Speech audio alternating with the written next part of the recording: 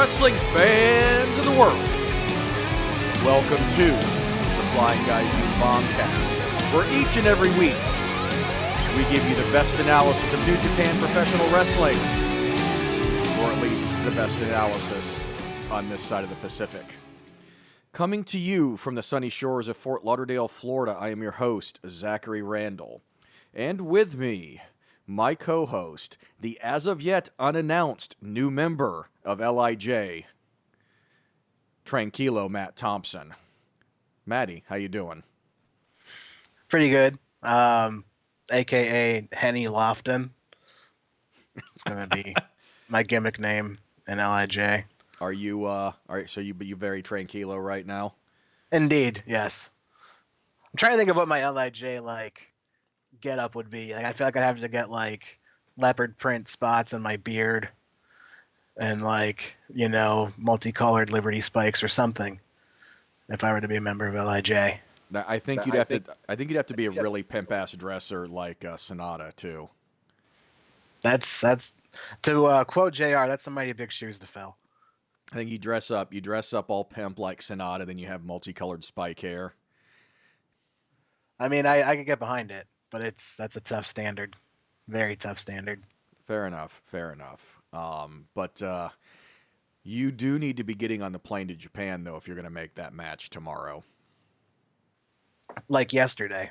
Yeah, I mean, I don't even know how long of a flight that is, but it's already like a week from Thursday in Japan, so you may have already missed the show. Probably, yeah. I think that's how time zones work, but I'm not totally for certain. I skipped that day of school. Yeah, there's like a dateline and a meridian. I don't know. It's stuff. Time. Yeah. That should be like a Dr. Steve Brule bit. That's what that feels like to me. Or it could be like an ICP thing, like time zones. How do they work? Yeah, that's a fantastic meme. Yeah, I think this sounds like a good idea. So Maddie, there was a little fighting on my TV last night. You catch any of this? There was a lot of fighting on the TV last night. There were fisticuffs.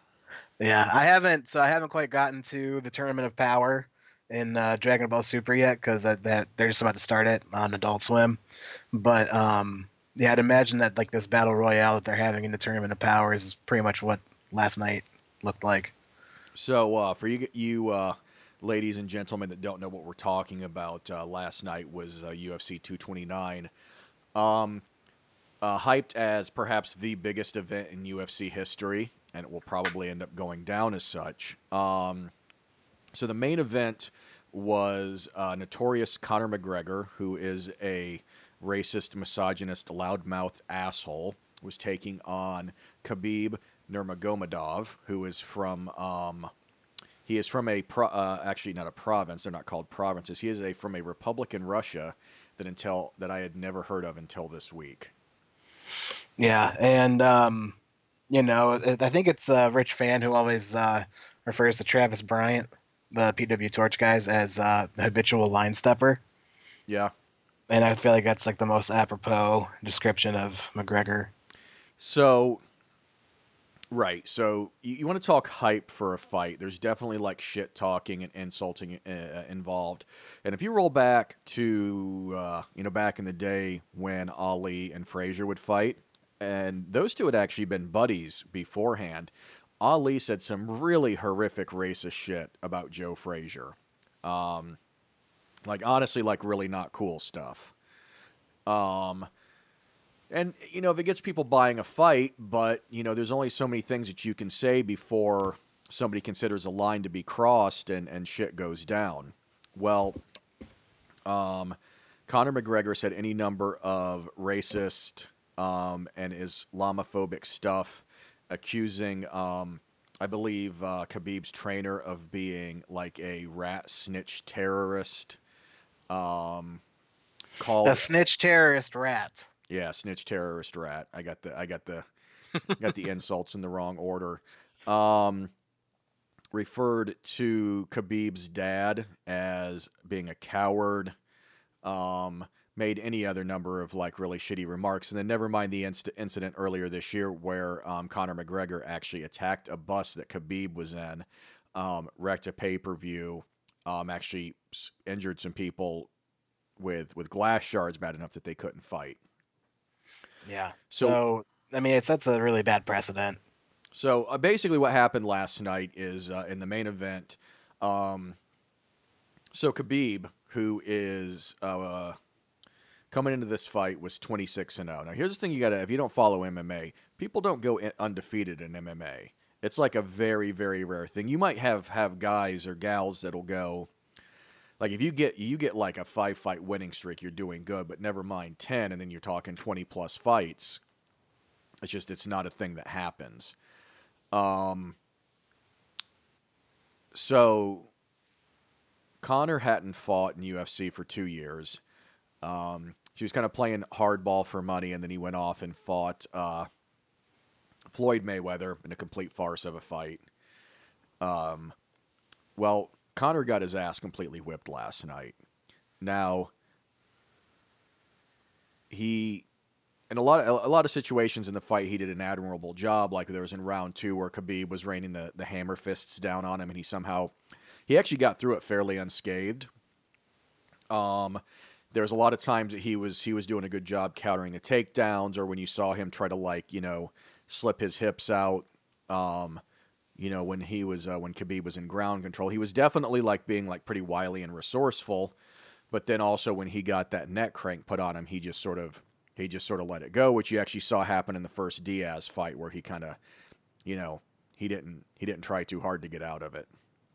Did you have something you wanted to say? Oh yeah, he looked totally gassed at that moment. Like, once you're spent like that, you're spent. You're not gonna be able to recover from a hold like that. Yeah. Conor's not known for his conditioning anyway. Right. So after the fight, as soon as Khabib lets go of the hold after Conor taps, he's instantly shit talking. I believe it's Conor's jiu-jitsu coach started shit talking Khabib. Khabib chucks his mouthpiece at him, climbs the cage, and starts brawling with the fucking dude out in the audience.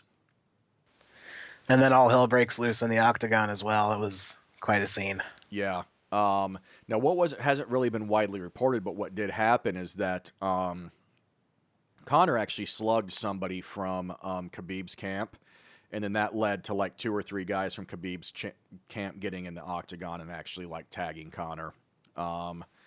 Police were involved. It was chaos. Crowd was kind of rowdy. I'm actually shocked that it didn't go into a full scale riot. So afterwards, Dana White had his boo-boo face on about how he can't believe that this night happened, and it really ruined what was supposed to be their biggest night. And here's a sport that I spent the last 15 years building, and he somehow doesn't get that what's been going on in the sport this year, and not even this year, even just the way that they've sort of just kissed Conor's ass and let him get away with everything, is what directly led to this. He actually, the thing is, you can't really believe anything that comes out of Dana White's mouth, but he did say something to the extent last night that he felt like that Khabib should have won and then gone over and picked Conor up and raised his hand and whatever. And it's like, do you not get the shit that Conor was saying to Khabib? And that's not the fight game, dude. Yeah, that's a ridiculous statement to make just in general. Yeah, it's wild, you can't talk about somebody like that and expect not to, to have some repercussions.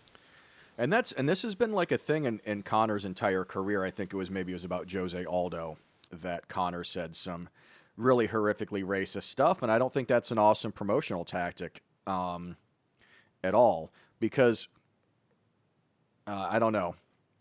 It's not the sort of thing that you should be normalizing as entertainment, and on top of that, somebody's going to take that shit really seriously, and we don't have the same racial or ethnic or religious issues that other parts of the world may have, and maybe it seems like a joke to us because it's, let's say,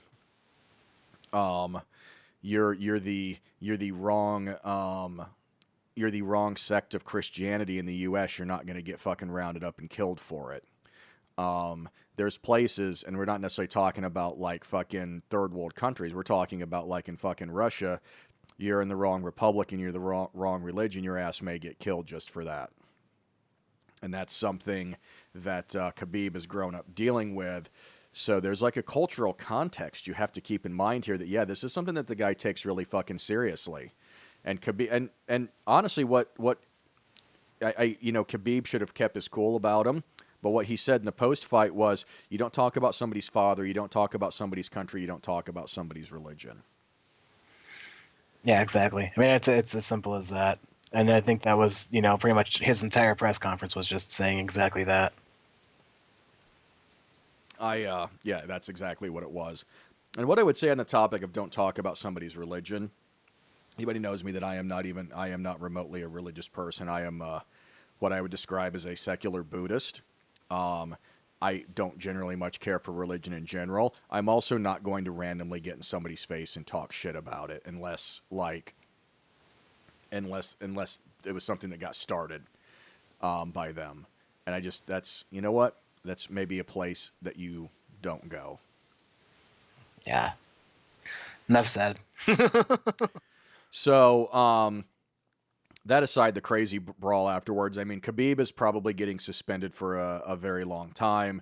Potentially could have his visa revoked. He's probably getting stripped of the light heavyweight, or not the light heavyweight, the lightweight title. Yeah. So this is some serious shit. But Connor's got away with a ton of bullshit. John Jones has failed multiple drug tests. He fucking snitched on some of his teammates, so he got his sentence reduced. So, I guess they think they can make money off of Khabib. He won't get suspended. I didn't realize that was the exact details of the Jones situation. That's you didn't know that? shitty. Oh yeah, dude, he fucking rolled over on people. Damn. And I've heard that fucking sucks. That is so shitty. It was the topic of a third Jones Cormier fight came up, and Jones said something about basically I don't need to do that a third time. He said something like, I got those marbles figured out, and it's sort of like, well, you cheated, and so I don't know that it's too fucking convincing that you got that figured out, dude. Yeah. So anyway, it's mixed martial arts is something that you and I both really like. Past few weeks has been a real bad look for UFC, and it's actually actively undermining the sport. And it's a little interesting. It's a little interesting anyway because they didn't necessarily get like a great TV deal. They're going to be, a lot of their stuff is instead of being on FS1 is going to be streaming on, what is it, ESPN Plus? I think so, yeah. They have a lot fewer eyeballs on their product. Yeah, that's not a good. Yeah, I mean it's wild, like they should be right there with WWE, but apparently they have a hard time selling to advertisers. Yeah, I can kind of tell by seeing the ads on the FS1 prelims. Yeah.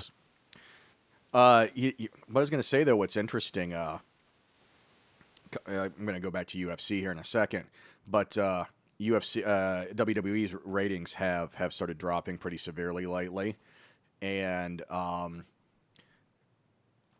think it was Alvarez and Meltzer were talking about that WWE is really lucky that during their negotiation window that their ratings were actually up year over year, because if their ratings had been looking like this, they wouldn't have got like the $2+ billion deals that they got. And to be clear, USA Network's going to hang with WWE for a long time because it's not like they got something readily available that they can put in that time slot on Monday night. To be clear, Fox Network will fucking drop WWE like a bad habit if those ratings drop below like too far below a 2.0. I don't find that difficult to believe at all. Yeah. Because and I don't, network TV networks, like broadcast TV networks, can and will cancel shows and will do so quickly. Yeah, I mean that's their prerogative. They have to have their ratings up because they don't have like a subscription base to get money from. So yeah, And you have WWE, who has very consistently shown that they can't tell stories and can't get baby faces over. Well, good luck, guys. You got the most talented roster that you've ever had, and you don't know what the fuck to do with it. maybe by then though Vince will be stepped aside doing XFL and Triple H can have full control of creative. Um, well, I doubt XFL is actually happening for one thing, and I don't know. We'll see. Maybe that is what Vince goes and does and has another failed football league. It's interesting to me that somebody that isn't a football fan has such a fucking hard on for starting a football league. I think it's just because of who his friends are. I'll just leave it at that. Okay, fair enough. So let's get back to this main UFC card. The semi-main was Tony Ferguson and Anthony Pettis. So if I was going to do a remake of Cape Fear, I actually might have Ferguson star as the villain. That's what my brother told me. He said like Ferguson was really freaking him out last night, and I didn't catch that fight. I only caught the main event, so I don't know what exactly he was talking about. But Ferguson is fucking terrifying. Okay. Yeah, dude, it's yeah, he's super scary. Dude was I also don't remember that about him. I mean, I've seen him fight plenty of times. he was he's like less than 6 months removed from major knee surgery. He apparently entirely rehabbed it on his own, and it was actually clear he wasn't fully recovered because he was limping right away. Because Pettis was actually going right after the knee. This fight was a fucking bloodbath. No kidding. Yeah, Pettis ended up with 2 really bad cuts, one over his eye, the other one up in his scalp. I think Ferguson was actually bleeding from his mouth. Yeah, it was a bloody fucking mess. And then, hell of an amazing fight, by the way. At the end of the second round, in Pettis' corner, basically his trainer Duke Rufus is like, yeah, if you can't go out there and fight 100%, I'm not letting you out. Pettis broke his hand. Oh, no kidding. That's brutal. Yep. So Tony Ferguson went over, which puts him in the basically makes him the top contender for the lightweight title. Although I don't know what that means because I don't know what the fuck's gonna happen to Khabib. Right. He's been floating right around. Ferguson has. He's been right there in that contenders mix for quite a while now. So, yeah, that doesn't surprise me. For that, you had Dominic Reyes and Ovin St. Pro. Reyes went over here. It actually should have been a knockout. There's some weird refereeing at the end of the match. It was actually a knockout, but they let it go to the cards. Reyes is a younger guy. He looked good, but he obviously also got gassed pretty quick too. I think this might have been his first time even going past the first round. Okay. But he held on and he won it. So this is his second time going past the first round. And That's hard to do. It's hard to prepare for if you haven't done it. So he's a good and up-and-coming fighter, but it showed some weaknesses for him. The first match of the main card was Michelle Waterson, who is known as the Karate Hottie, which is a really, really apt name, taking on Felice Herrig. Herrig's is quite a bit bigger and stronger than Waterson. And it sort of looked like for a while that she was going to be able to sort of like handle her and just sort of move her around the cage that she wanted. But Waterson is just like so crafty and skilled. There's even a point where Waterson was on like the bottom of the guard and was just elbowing the shit out of Herrig. I mean, she just really really just like skillfully controlled the fight. And afterwards, she says that she wants to be the first woman to be both a mom and a UFC champion at the same time.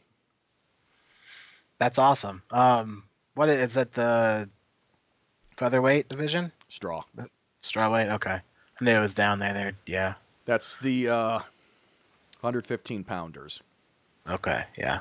Waterson's not very big. She actually used to be an atom weight, which is 105, before she was in UFC, because UFC doesn't have an atom weight division. Yeah, where did she fight? Yeah, she fought in Invicta before. Okay. That's wild. 105. I didn't know that was even a thing. Yeah, you think, well, she's like, okay, so she's like 5'3". So 5'3" and 115 is actually, I mean, that's a pretty solid weight, right? Yeah. I'm thinking you have to be a pretty slight frame to be at 105 and have any muscle on you. Right. So, yeah, 105 is pretty small. Yeah, So absolutely. the second match on the main card, which I skipped talking about because it was such an awesome match of the night, and I have a new favorite fighter. This match was Derrick Lewis, who coming into this night was the number 2 ranked heavyweight competitor, taking on Alexander Volkov, who, I mean, he's, Ivan Drago, basically. Yeah. And Derrick Lewis again is the most entertaining interview ever, and he has those heavy hands. He said it himself. He's not the most technical guy, but worked out for him this way. This fight either way. So Lewis, who's he's just this big, hulking, thick guy. He's like 6'3". Got a big old belly on him. Is not in what I would call good shape. Like, he's not fat though. He's not like Tank Abbott, right? Or like God, who's that other guy? The fat white guy that had like the mullet. Roy Nelson. Yeah, Roy Nelson. He's not like that. He's like, imagine he's almost more like an offensive lineman or something, Mm-hmm. So Yeah, yeah. that's apt. Yeah. So he actually is getting controlled most of this fight, but you can tell that Volkov is scared of him because Volkov is controlling a lot of the fight, right? And has rocks him several times, but is still hanging back. Mm-hmm. So, Lewis has his moments where he might come in with a haymaker and light Volkov up, but he's never really able to put anything together. And going into the last round, his corner's yelling at him like, "Dude, you're losing this fucking fight. You have to go out here and knock the guy out." And indeed, he does just that.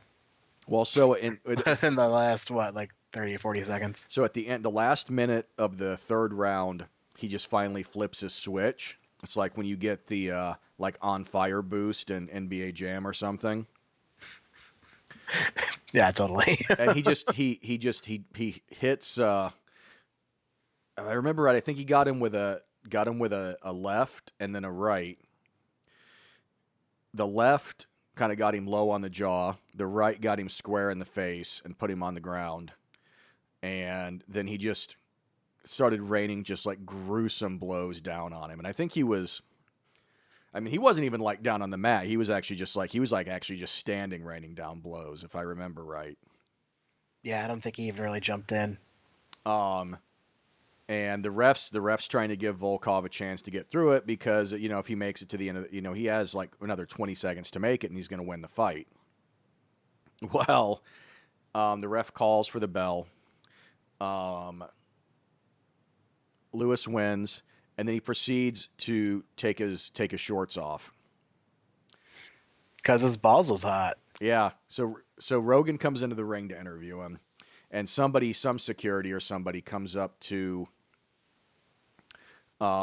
Lewis and whispers something to him, and he starts putting his trunks back on, and Rogan asks him, "Why did you take your shorts off?" And he said, "Because my balls was hot." So he just proceeds to just cut this absolute fucking like lights out promo. Like Rogan asks him if he wants to challenge for a title. He's like, "Fuck, I ain't challenging for no fucking title." Yeah, his ass needs to get in the gym and do some cardio first. Yeah, just sort of like that is. I actually want to see him in DC fight. Oh yeah, totally. That'd be a blast. He's just got so much power, and he's gonna be a lot bigger. So it'll be a good style matchup as far as DC's awesome wrestling ability. And DC can knock a guy out too. Yeah, he's capable of it if he can get in the right range, which he can use his takedowns to get inside and all that, and use it that way. So Imagine trying to he's more than capable. He's amazing. imagine trying to take that big son of a bitch down. Yeah, he can do it. I mean, his natural weight is heavyweight. He wants to fight at heavyweight. It's where he's comfortable. So Yeah. at that point, he's going to have more power on him, and I think he's more than capable. So do you feel like DC beating Stipe earlier this year was like a big redeeming moment for his career because DC always had that basically his black mark was he couldn't beat John Jones. Right. Yeah, and being able to go in and win the heavyweight title, yeah, I think that's a huge redemption story for him. And for me, it was specifically devastating because Miocic is one of the prides of Northeast Ohio as a fellow Cleveland native. But Well, I think coming into that fight, Stipe was starting to get mentioned as the the best UFC heavyweight champion ever. And old man DC fucking knocks his lights out, man. yeah, tough one to swallow. Oh, how about this? You ready for this? I'm in matchmaker mode right now. Okay. Derrick Lewis and Brock Lesnar. That would be a hell of a promo battle. I would like to see just the all the pressers before that and everything.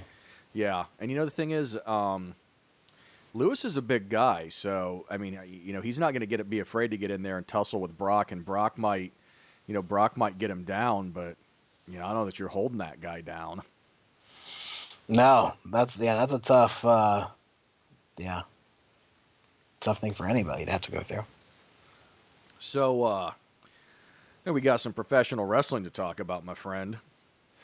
Indeed, we do. So before Once we dive coming in, from the LBC, yeah, we're going to be talking about Fighting Spirit Unleashed. Unleashed. I was trying to think of it as Evolve. No, but last one, Strong Style Evolve. Fighting Spirit Unleashed. This is a week ago at the Vaulter Pyramid in the LBC, as you put it, which has some goddamn good bars and breweries, let me say. So coming up this week in New Japan, tomorrow is King of Pro Wrestling, and we'll actually talk about what that card's going to consist of in a little bit. And then on Tuesday, they are holding a press conference to announce the Wrestle Kingdom 13 card. Yeah, that should be. Yeah, that's huge. That's everything's really built to such a good climax over the past few months, and it's finally going to culminate, and it's really exciting to have that reveal. And actually coming up almost, actually starting next week, the Junior Tag League tournament starts. Yeah, and that's there's some mystery and intrigue as far as that's concerned too, as far as who's all going to be participating. I think there's potential that ACH is going to tag with Taguchi.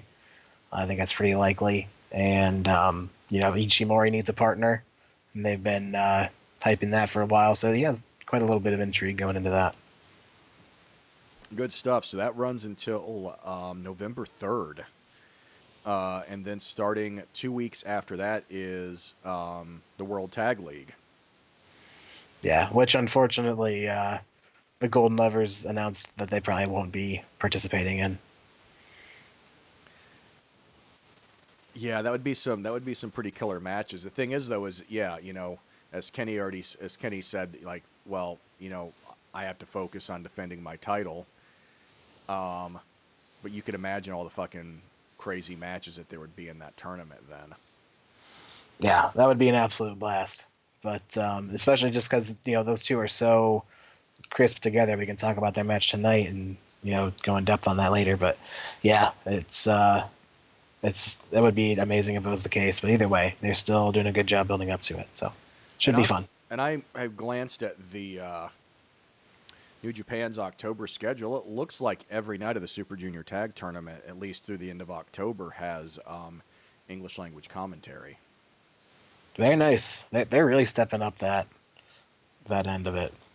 That's So pretty huge. yeah, so that's or at least any night that maybe it's not every night. It looks like any night that they're actually covering it live, that there isn't that the English commentary team is there. So Okay.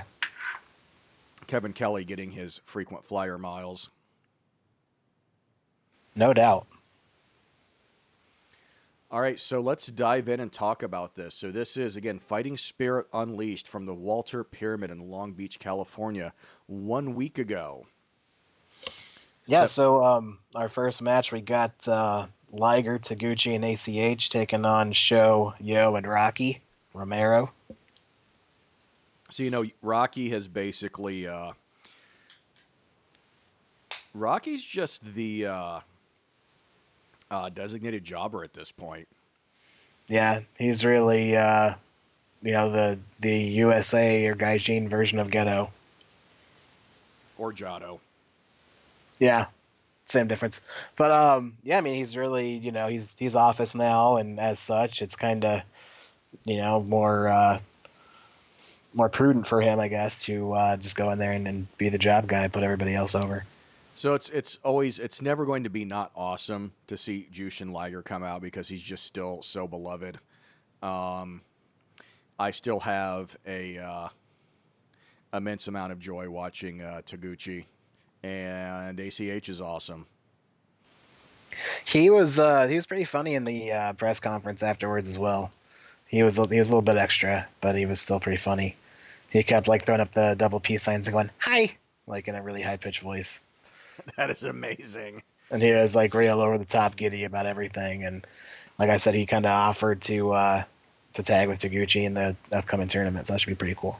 Yeah, so ACH is pretty good. I haven't been seeing a lot of him lately. I know he was in Ring of Honor a lot for a while, and I guess it was last year he was briefly Tiger the Dark. Yeah, in the early part of last year. Because I remember telling you, because I remember it was at Wrestle Kingdom last year, and you're like, why the fuck is Ibushi in a mask? I'm like, dude, they got a cartoon to promote. Who the fuck is he wrestling? That's ACH. I'm like, you don't know who ACH is? I'm totally just bro shaming you for not knowing a wrestler I didn't know before, a week before that. That's no worries. I mean, I'll figure out everybody when I need to. These people will, expose themselves, not in a, indecent way, but not in a Derrick Lewis kind of way. Right. But when the time is right, they'll. By the way, that's just such a joyous amount of freedom as a human being to be like, you know what, my balls are hot. I'm taking my pants off. Especially when he's even, self-aware that he's not the most in shape guy ever. So that's a next level of confidence there for sure. It's I would think though that Derrick Lewis is used to having hot balls. I mean, he's from Houston, man, and Houston's some fucking tropical shit. Yeah, that sounds. I mean, I felt the humidity rise in the room just hearing that. So. Well, I guess it's a good thing you don't live here then. Indeed. So yeah, with the actual match itself, ACH had a really good, fire spot when he had received a hot tag, and he's thrown some pretty awesome kicks around, just really explosive, really high energy offense, and I feel like he was pretty much the highlight of the match. Hey, so by the way, while I'm thinking of this, some of this stuff isn't quite as fresh in my mind on this match, but apart from maybe one or two occasions, JR was actually really good on this card, and I'm not for sure what it was. I'm just wondering if having Kevin Kelly there, who was actually a big proponent of the product, didn't help some. Oh, I'm sure it did. I'm sure it, helped keep him on his game and, not as not as grouchy and comfortable as he typically is when he's calling with Josh. And especially because Josh will do the whole shit talking, like basically like how, like I was a student of Inoki and this isn't the strong style I recognize, and it's like, okay, dude. Yeah, I feel like he enables that in JR with his attitude. And fucking Josh wasn't like that with Morrow. No, not at all. That they had a lot better chemistry and had a lot more reverence, it seemed like, for the product. Actually, Because Morrow's just like the most utmost professional kind of guy too. So it would be cool to see. And I don't even know if this guy's into wrestling. He may not be, but Morrow call wrestling with Boss Rutan. that would be awesome. Those two had the best chemistry. Yeah. There's actually, I think there's some of the old Pride shows, if you go on to Fight Pass, that I think those two are calling. Yeah, they called a lot of Pride together. That'd be almost worth the Fight Pass subscription alone. I mean, yeah, dude. Especially if you can get like your freebie month out of it. It's like, oh, they have one of those. I think so. Yeah, I think, or if you keep an eye out for sales. You just there's little tricks you can do with your email address, so you can. Actually, I don't even need to make like it's a secret. So if you got a Gmail address, you can you have like mine is thezork@gmail.com. So if you put after your username, the name of your email address, if you put a plus and then a series of characters and then @Gmail, that still works with Gmail, right? But most sites aren't set up to see that that's the same email address. Gotcha. So if you want to be shady, like you could just keep signing up like with a site like that or like with WWE Network or whatever. Gotcha. Yeah, I just don't really have any interest in doing that for WWE anymore. But I mean, NXT is pretty good, but the fact is that I sit there and watch it, and every time I hear Mauro Ranallo call somebody a sports entertainer, I die a little bit inside. that's cringeworthy as hell. And oh yeah, by the way, this weekend, Triple H and Undertaker had a 30-minute main event. And I could not care less. Well, apparently wasn't all that good. Yeah. It's just, I don't know what it is about that product that I just have no interest. I don't even really, have the energy to think about it. Yeah. I just know it's bad, and I know I don't want to, associate with it at all. All right, so next match. Do we finish talking about that match? I got distracted talking about Jay. No, not quite. ACH hit a tope suicida on both of the RPG 3K guys, and then Taguchi hits a Dodon, like a sit-out wheelbarrow, face crusher type of move on Rocky for the victory. If I ever opened a bar down here, I would have all of the cocktails be named after Lucha Libre moves. Yeah. Yeah, so Tope... The Selena del Sol. Yeah, there you go. Like, and if somebody would come in and they would want, like, they want a sex on the beach, and it'd be like, sorry, I don't know what that is. I mean, you don't know what a sex on the beach is. Sorry. They look at the menu, and they're like, well, right here it is. And I'm like, that's not a sex on the beach. That's a Selena del Sol. Right. That's a Phoenix Plex. Yeah. Yeah. That'd be fun. You listened to the newest episode of Pacific Rim yet? Yes, I did. So you hear Valley talking about going to an Arena Mexico show? Yeah. So I have obviously not been to Arena Mexico because I've never been to Mexico other than when I was detained earlier this year in a jail in Juarez. But he basically talking about how Lucha Libre, especially CMLL, is a live experience and not a TV experience. And I have to imagine that that's the case because I watched the anniversary show and that was not a good TV experience. Yeah, that's you mentioned that before, like just not very user friendly as far as like the production was concerned. Zero graphics. Right. So I don't know, I don't really know who the competitors are. I don't know when a fall is ended anyway. Yeah, just being a cranky old man. Let's talk about the next match. Yeah, so following that up,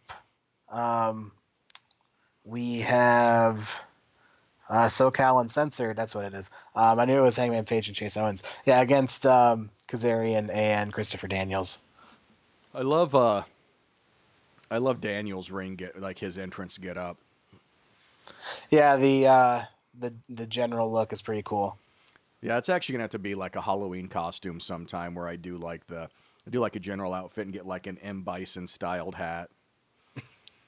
That'd be pretty sick. Yeah. You should pretty much just be M Bison. Well, the thing is if I do that, and then there's gonna be some like gaming nerd around that's gonna start like saying obscure shit about like Street Fighter 3 Alpha Plus minus Right.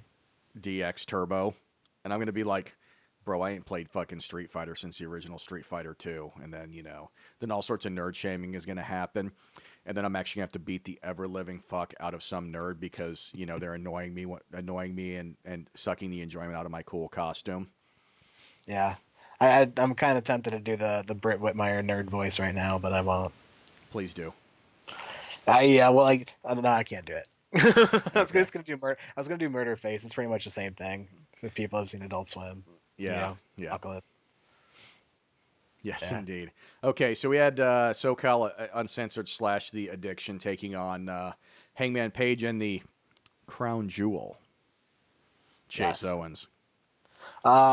Yeah. So, I mean, what else can you say about this match other than like, it's awkward that the ROH guys are in the same ring with the New Japan guys.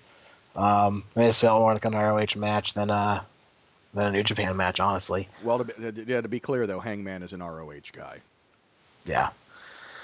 Yeah. So, I just we talked about that last week. I just wish that they had more, just a straight up New Japan product in the U.S., but they kind of feel compelled to add more American guys. But nonetheless, it's still a decent match. There's a pretty cool spot where Kazarian reverses a shooting star shoulder block off the apron by Hangman into like a weird, almost Codebreaker-esque thing. So that was pretty neat. And then it's my first time ever seeing a best Meltzer ever. That was pretty impressive too. And then JR just seems a little like annoyed that there's a move called that. Yeah, he's a prickly old man. What can you expect? That is JR. I found it very odd that the Addiction went over here. But I mean, I guess it makes sense out of these four guys that Chase Owens would take the pin. Oh yeah, totally. He's not quite on the same level as everybody else, so that's the most logical outcome. So next match we have a 6-man tag. You have Jeff Cobb, Chris Sabin, and Flip Gordon, which is a random ass fucking team, taking on the Best Friends and Hiroki Goto.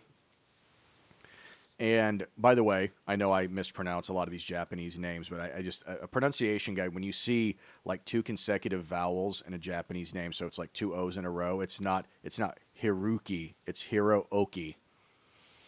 Let's let everybody know that for a pronunciation guide. Yeah, it's the phonetics of how Japanese is translated to English are pretty self-explanatory once you figure out the patterns.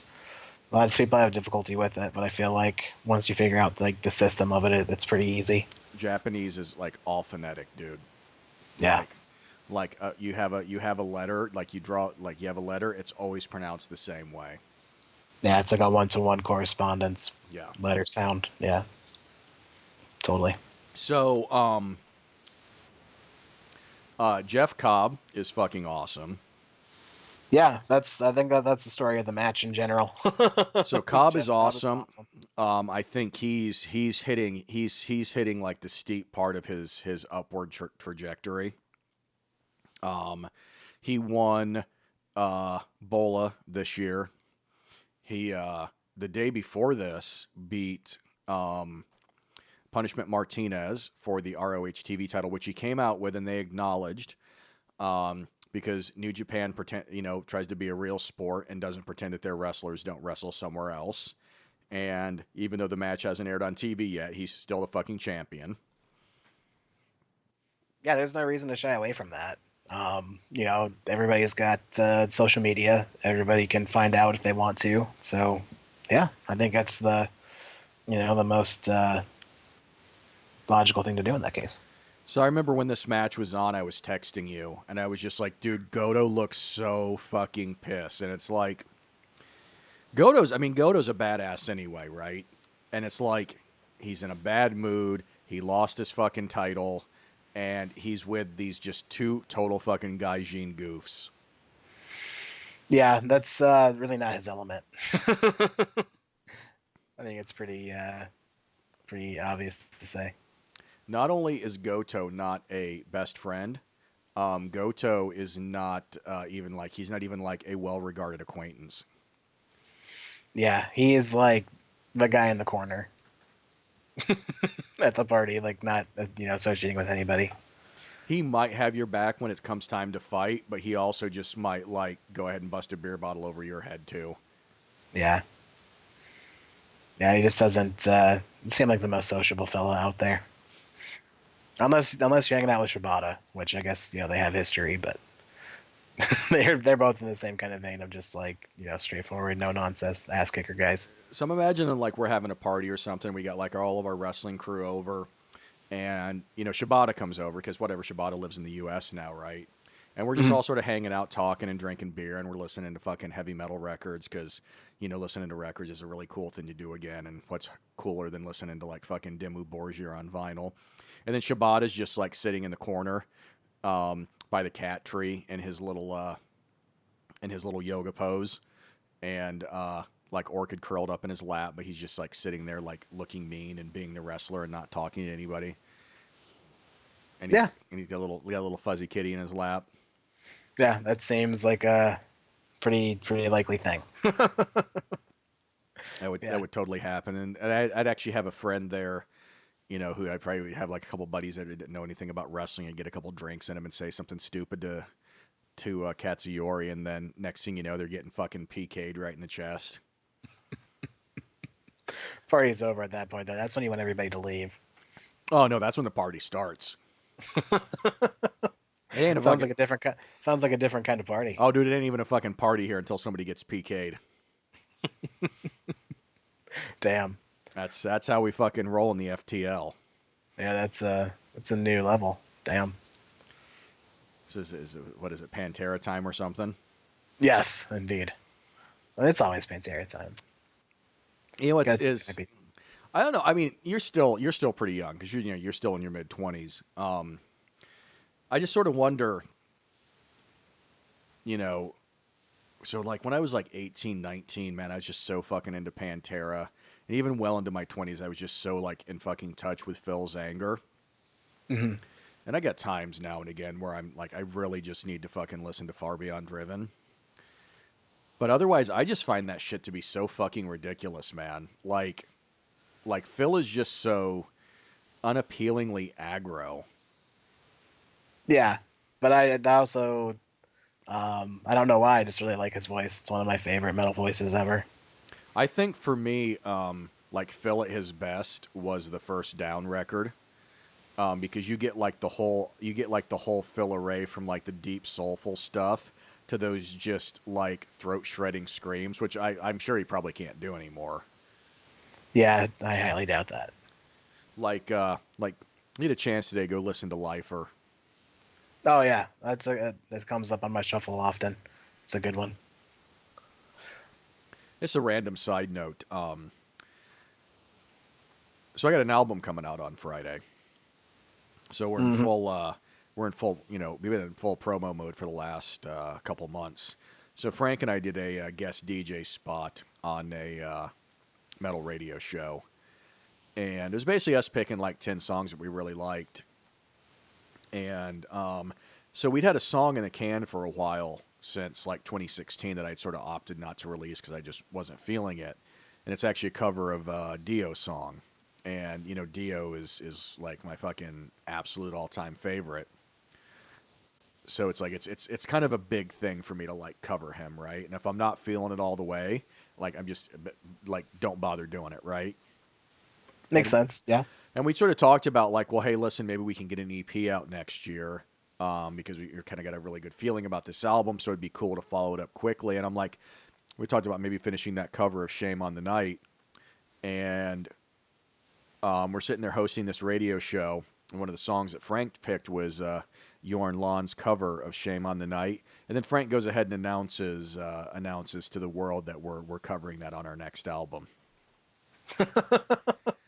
Nice. It's like, oh, There's okay, your digital bonus track. yeah, yeah. So it's actually partially recorded anyway, but it's just sort of one of those things where it's like, oh, we actually totally have to do that now. Yep, there you go. Have fun with that. Lest I be a liar. Right. Do it up. So yeah. Anyway, Jeff Cobb is awesome, and Jeff Cobb is awesome. Yeah, that tour of the islands is a hell of a finisher. That swing and then reverse swing into the power slam. That's pretty awesome. And he and Goto got into it after the match. They were drawing at each other, and during the press conference afterwards, Goto said something along the lines of, "Whatever the hell that belt is, I don't even know what it is, but I'd be more than happy to take it off your hands." So they're definitely building to a singles matchup here soon. Well, they had a good match at G1 Special this year. I mean, New Japan really likes Cobb. Cobb wants to be in New Japan. New Japan just has such a deep roster right now. But yeah, I mean, listen, dude, Cobb is the man. Like I said, he is just hitting the really steep part of his upward trajectory. He is big and powerful. He's agile. I haven't heard him cut a promo yet, to be honest, so I don't know how he does in that regard. He's a good enough looking guy. He's got that going for him. I mean, I don't know. I mean, it's just he's one of those guys where it's like I feel like if he's got his head on straight, he's like what Elgin could be if Elgin had his head on straight. How about that? Yeah, there you go. I think he's destined for some pretty awesome things here in the future. So he is he's a little older. He's 36, but I mean, the guy's in good shape. So yeah, he doesn't have a whole lot of pro wrestling wear and tear on his body like a lot of guys his age do. So yeah, he's actually only been doing it. Yeah, he's only been doing it since 2009, and I actually forgot he was. I actually forgot he was a Matanza in Lucha Underground. Wow, I had no idea. Wow. He kind of. It's not totally the same vibe, but he actually kind of reminds me of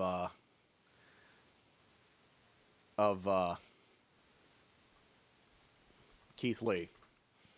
Oh, okay. Again, I'm yet to see him wrestle still. So. Oh, dude. I need to give you like one of the logins, like to one of my it's one of those pro wrestling streaming accounts, so you can see some of his Evolve shit. That'd be cool. I'd check out for sure. But just like a big like hoss of a man, crazy athletic, and then just like, although I mean Keith Lee's actually like 5-6 inches taller. I guess what I would say about actually. Here, let me just tangent a little bit. Keith Lee, if he is not at some point the top guy in WWE, just forget about it. Seriously, just forget about it. Okay. He is. I will keep that in mind. He is Mr. Charisma. I was sitting next to him at TakeOver Chicago earlier this year when they had him come out and just do his ringside during the Aleister Black, Lars Sullivan match. Mm-hmm. And he's literally just sort of sitting there at ringside. He's got his suit on. He's just looking fly, and he just sort of just kind of sits there and keeps sort of like, he's like watching the match and sort of adjusting his jacket. And he just sitting there doing that was more charismatic than 95% of the wrestlers in the world. And that is not a criticism of wrestlers in general. That is an endorsement of Keith Lee as the fucking man. Fair enough. Yeah, that sounds like some pretty high praise. Yeah, no, he is. Actually, here's what I look forward to seeing. This is what I look forward to seeing. I look forward to the eventual feud with him and Tommaso Ciampa. Now, normally, you don't want your babyface to be the big bully, but actually, what I want to see is I want to see him. I want to see Ciampa just bouncing all over the place for him. Then Ciampa doing his fucking slimy heel shit to get heat. And then this has got to be like a. You got to do like the fucking classic pro wrestling feud with this, right? You got to do. You got to do 2 matches with indecisive finishes. Like maybe you do one that's like a DQ. You do another one that's a disputed finish, and you finally put it in the fucking cage. And not the fucking stupid ass fucking WWE style cage match where you climb out, which is just fucking dumb as fuck. No, put a roof on. No, just do a Hell in a Cell match. Get the fucking heat so fucking hot between those two, and you do that shit in the fucking cell. That would be their first cell match, right? Yep. I mean, unless something else happens before then. Yeah, I'd be all for it. So they did the cage match with who was it, with KO? Was it KO and Finn? I think so. Yeah, that sounds right. And then they did War Games last year, and they're doing War Games again this year. I'm pretty certain. Yeah, I'd imagine. So, yeah, they need to do. Dude, I just want to see a cage with a top on it. I don't want to see guys crawling out of the fucking cage. I want some like, I don't know, dude. I want some fucking 1983 Jim Crockett shit going on. Totally. Yeah, that's what I envisioned Tully and Magnum when you mentioned that. Yeah, I don't know. I'm not gonna get into 80s Southern wrestling right now. I got some really good beer next to me today, so it basically beer fuels extra tangents. Mm-hmm. That's fair. I understand how that works. I wish I could send over some to you, by the way, because I got some good shit right now. Yeah, I got 3, I think, pumpkins left. You know in what? The fridge. So, it's a few weeks ago. I went up to one night after work to hang out with Shantae, and she's more of a wine drinker, but she'll have some beer with me every once in a while. And we go to ABC Liquor, and she's just grabbing wine, and I'm like, I'm gonna get some beer too. And I saw they had pumpkin, and I hadn't had any in a long time, right? And I'm like, but I dig pumpkin beer, So I get some pumpkin. Man, I forgot that shit's like drinking fucking syrup. It's delicious though. And it's some pretty high quality or pretty high alcohol content as well. Yeah, so apparently one night she was out of wine, and she's like, then those are still in her fridge, and she cracked one open, and she said she basically got like one drink, and then she just had to pour the rest out. Oh, damn. That's unfortunate. Yeah. Well, sometimes you gotta ease the lady into the beer. Yeah. That's alcohol abuse. Yeah, but I mean, it's like, again, it's like a bottle of syrup. Yeah, it's an acquired taste, I suppose. I'll tell you a story real quick before we move on. So there's a restaurant up in northern Palm Beach that we go to all the time. I'm not going to name the name because I don't want to shame them on the air. One of the reasons that we go there, apart from the food and the drinks are fucking awesome, they actually have a fairly extensive vegan menu. So she's got plenty of stuff that she can eat, and then I can just, be a fat carnivore. So one of the things that we always get is they have Gardein chicken wings. You know what Gardein is? No. Yeah, so basically it's essentially at least like the chicken is tofu, but they managed to prep it in a way that it like looks and largely tastes like chicken. It's still got the tofu texture to it. What are you going to do? I mean, tofu's kind of spongy. So we always get the Gardein wings. I have a little ranch with it, and she gets some like tahini dipping sauce. So, she's keeping it straight vegan. So they're on Friday, and we're We're sitting there chowing down on our wings, waiting for our entrees to come out. And she's like, I think this is chicken. And we had noticed when they brought him out that, like, wow, these look like they've really upped the appearance on these. Because we're both the types, and her a little more than me, but we're definitely both the types that we're big into the presentation aspect of food. She's definitely like an Instagram foodie for certain. So we're sitting there eating, and she's like, "This is chicken." And I sit there and I cut one of the wings open. These are like boneless wings, and you know how chicken shreds when it's cooked, right? Right. Which tofu doesn't do. And I'm like, "Motherfucker, this is chicken." Oh, damn. So busboy comes by. We send it back, and I'm just like, "Here, just take this away. Just have our waitress stop by." Next thing I know, the fucking manager's over at our table. Oh, boy. And he's apologizing, but he's insisting that it is tofu, but he's going to bring us a fresh order. Okay. Okay. Sure. So he brings a fresh order, and dude, it ain't the fucking same thing that we just had like 5 minutes before.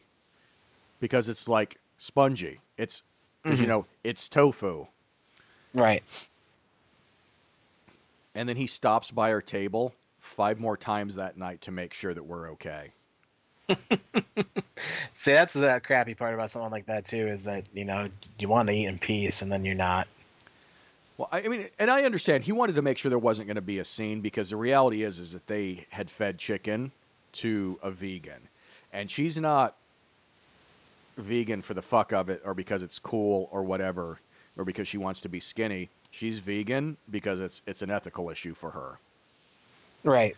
Like, she doesn't want to eat animals, and I'm helping her shop for a new car, and she kind of had it in her head she wanted to get a Lexus.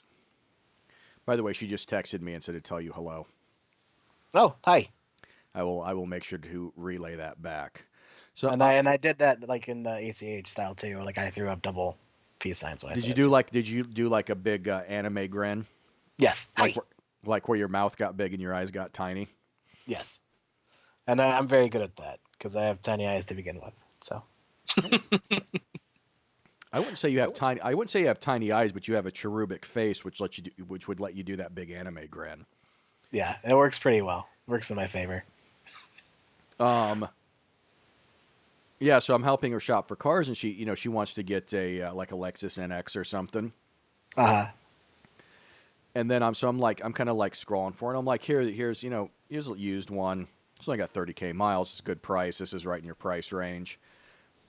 And I'm like, and I'm kind of, because she's picking my brain about cars.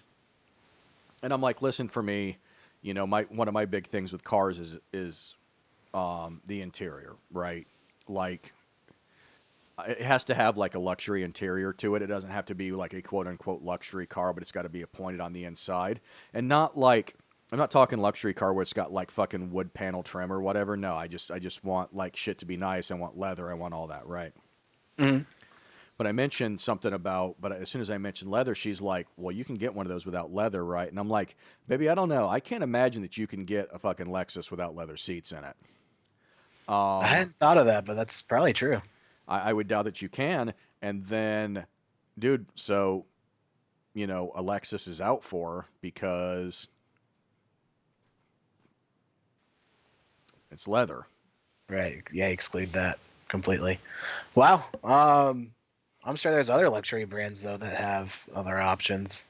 Yeah, I'd actually have to look into that. I mean, I guess I don't know for certain that it's real leather or whatever. But the point I'm saying in telling that story is that there's like a very serious conviction there for her when it comes to this. Right. Yeah, it's nothing to be trifled with. So I'm just me throwing some props out to my lady. So anyway, let's get back to the wrestling. Yeah, so Goto and Cobb definitely setting up a match. That's gonna be a cool feud. That means we're gonna see probably gonna see Goto. I guess at the next Ring of Honor tapings. By the way, Global Wars is coming up soon, right?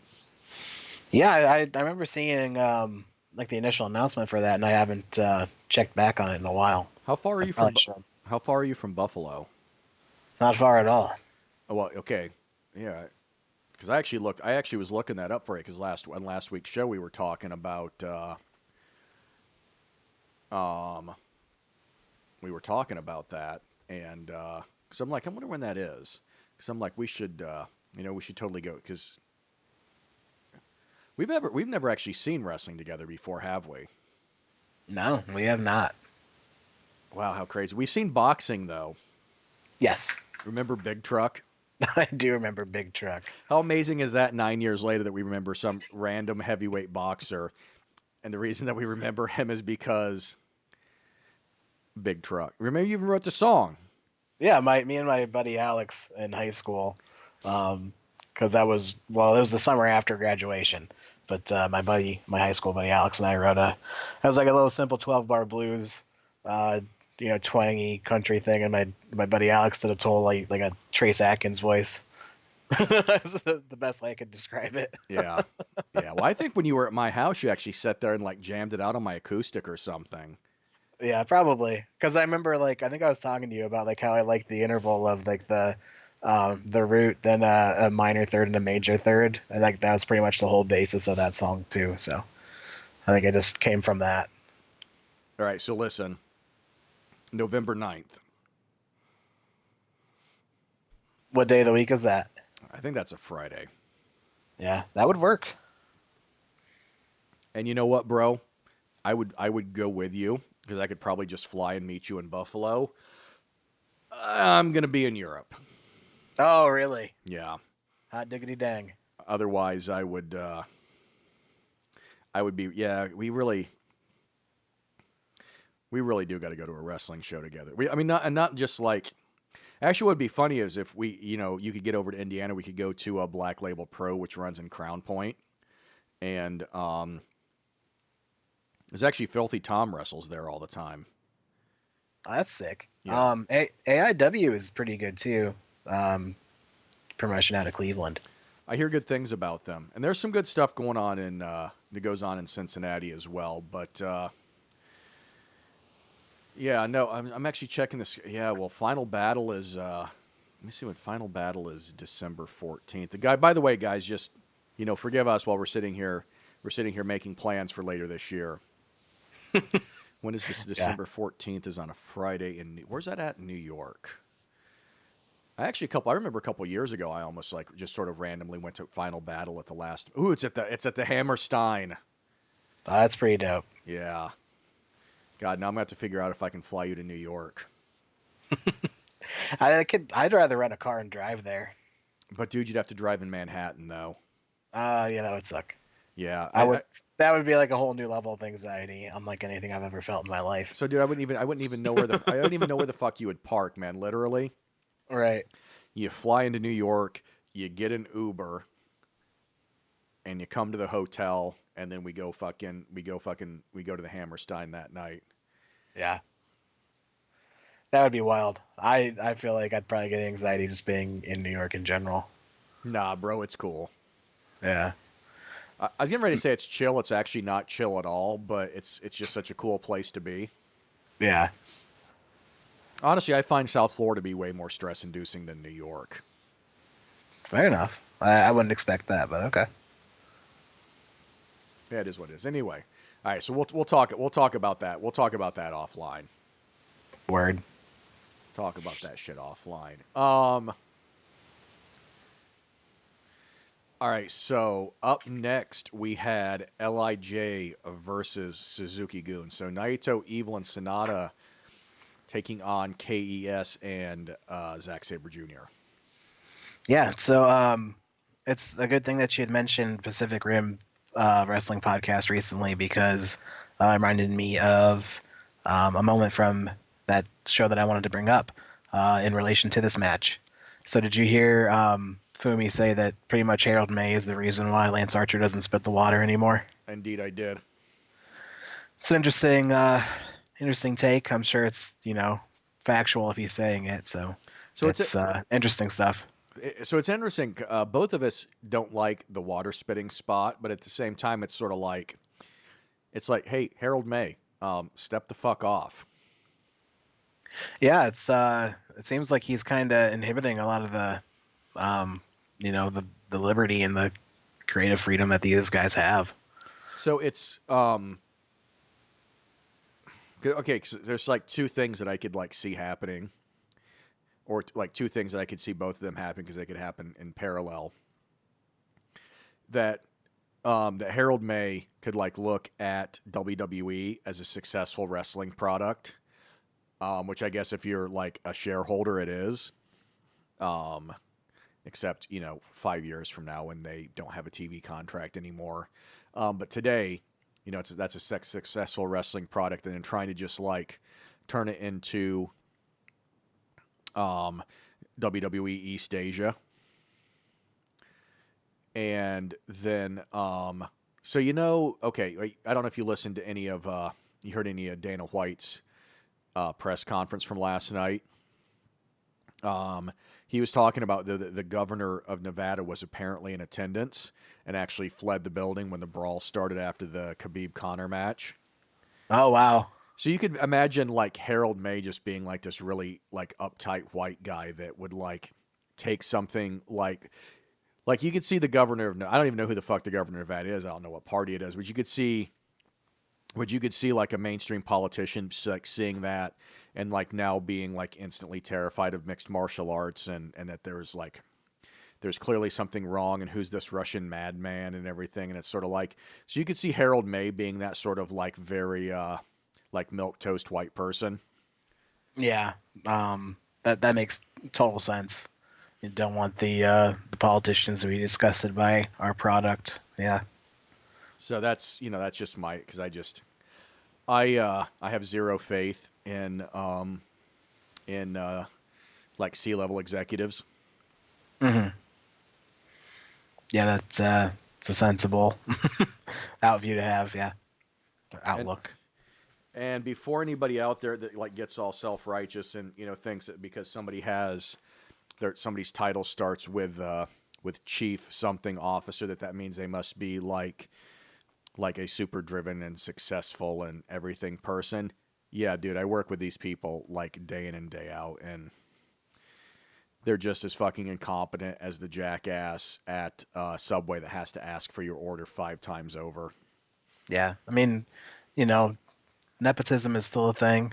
As much as we like to think that everything's a meritocracy, it's really not the case. No, it's not at all.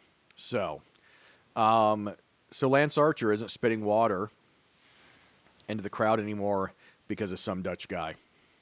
Yeah, but he's still a very pissed off, angry man, shouting that everybody dies. Pretty maniacally at that. And yeah, and I still think Davy Boy's way scarier. He is. Yeah, he he was chugging some kind of supplement and doing like the little rubber resistance bands immediately following the match in the presser. So he's just a freak. So I mentioned I saw Davy Boy in person recently at MLW, and he's actually not quite as big as I expected. But dude, I really get the vibe that physique of his is largely natural. Oh, totally. Yeah, I don't question that one bit. Yeah, he's not his dad in that regard. Right. Yeah, I believe that. And he's like I said, he's just a monster. He like chugged his little whatever you call it, like the little shaker bottle, and then just like tossed it on the floor and was just like flipping out. So they're showing a lot of fire, and the main story of this match is still ZSJ and Evil, who did you catch any of ZSJ's promo afterwards? I have to admit, I despite your insistence that I do so, I haven't been watching except for the Kenny Coda stuff. I didn't watch any of these. All right, there was a clip that made it onto Twitter, so I thought maybe you'd seen that. He says that you can't walk anywhere in this country without seeing a bloody pumpkin, and like it's still a month away from Halloween, and he compared himself to a double shot of espresso, and said that Evil is just a pumpkin spice latte. He said that Evil is Susie and Evil is Evanescence, and he is Susie and the Banshees. So he's goddamn good. That's awesome. I love Zack Sabre Jr. Yeah, as a great promo. He delivered it much better than I did. I So love. I highly recommend seeking that out. I actually like pumpkin spice latte, but I love the Susie and the Banshees versus Evanescence thing. Yeah, he's the best, the best promo out there. Yeah, it's actually one of my like annoying sort of like metal memories back in the day. Is I would play somebody some like really cool female fronted metal band, let's say like Lacuna Coil, and it'd be like, oh, it sounds like Evanescence. Yeah, that don't even compare. It's just like That's just Jesus. embarrassing. Ugh. I Yeah. was actually well, you know what it was back in the one that really got me back in the day because it's like thankfully metal is just like is way more mainstream now and is sort of like permeated everything. So at least people are if they're not fans with it or they're familiar with it, they're at least like comfortable with it because now they've actually heard like a distorted guitar at some point in their life. Right. And I actually feel like broadly speaking, people are just like also just like way more open minded about music than they were 20 years ago. Hmm. But I remember the big thing was in my, I suppose this was really in my college days, but even like a little bit afterwards, everything I would play would be like, it sounds like Metallica. Yeah. I this reminds me. I was once in a bar. I think it's probably my early college days, and I played some Metallica on a jukebox, and some like hotep woman was like, "Oh, we're really goth now. Oh, listen to how punk we are. Oh, we're so metal." Like used all three of those to describe Metallica, and it's like you have not a clue what you're talking about, do you? It was just painful, Wow. and hence why I don't like go out in my hometown very often. Yeah, It's the I type can. of clientele you run into in most establishments. Yeah, I can see that. I'm at the point where I like to go out when I'm in other cities or no, actually there's some places I go up when I get up into Palm Beach County that I go to that at least like I can get some decent music on the get some decent music over the house PA and get a decent beer. Yeah, you're not gonna get that in Broward, but you get up north a little bit and you can. That's cool. I'm actually gonna be in Austin in a couple weeks, which is gonna be fucking awesome. So you're going to Austin and Europe? Okay, so in the next month I will be in Dallas, Austin, Amsterdam, and Orlando. Wow. You're Yeah, a little globe-trotting son of a gun. international man of mystery, if you will. Indeed. I'm defending the world title all over the globe, Matt Thompson. I'm going to be in Orlando. I'm going to be in Austin, Texas, my hometown. I'm going to take that title over to Europe, and I'm going to wrestle Otto Vons right there in the city of Amsterdam. The Northern Crown Invitational World Tour. Some kind of title like that. You gotta give it a splashy name. Mad Matt Thompson, here's what's going to happen. The dream, the American dream, is going global. He's doing the Northern Crown Invitational Tournament. Yeah, I like. I'm gonna be taking on Jack Briscoe in Orlando, Florida. I'm gonna be taking on Tully Blanchard in Austin, Texas. And again, I already said Otto Vons in Amsterdam, Holland. Don't forget Kevin Sullivan and the Purple Haze. Where am I wrestling? Kevin Sullivan. Somewhere in Florida, maybe the Keys. Hmm. Maybe on Chris Jericho's cruise ship. It almost feels apropos. I'm getting on a cruise ship in Miami, Florida. The Chris Jericho Rockin' Wrestling Thingamabobby. the Rager at Sea. Oh, Jesus Christ, Jericho. I want to be up on the deck of that ship. Kevin Sullivan, the Taskmaster. You see, he's evil. The man is evil. Now, there's a man wrestling in Japan that calls himself evil, but he sits there and cries in the ring after he gets beat up by a skinny vegan. Kevin Sullivan ain't going to cry in the ring. This is perfect. Yes. You book it now. Did I just make your Sunday with this, Maddie?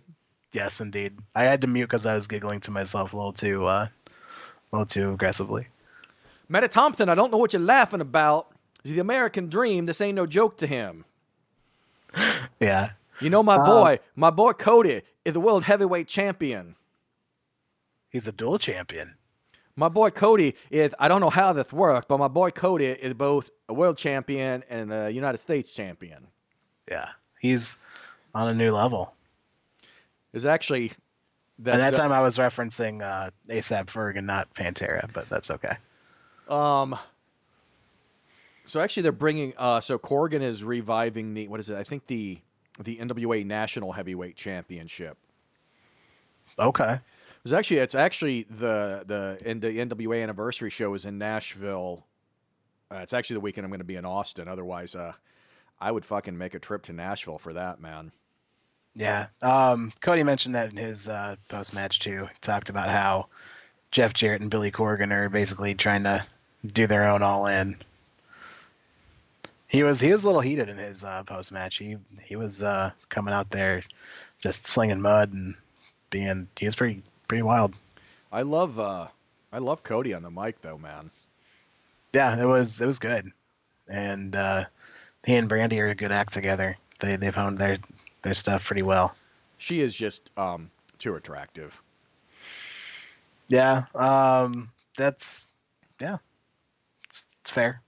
I still want to flash back to we've actually since abandoned the stupid tweet of the week because Twitter's too depressing for me to be on, and I've got enough issues with depression as is.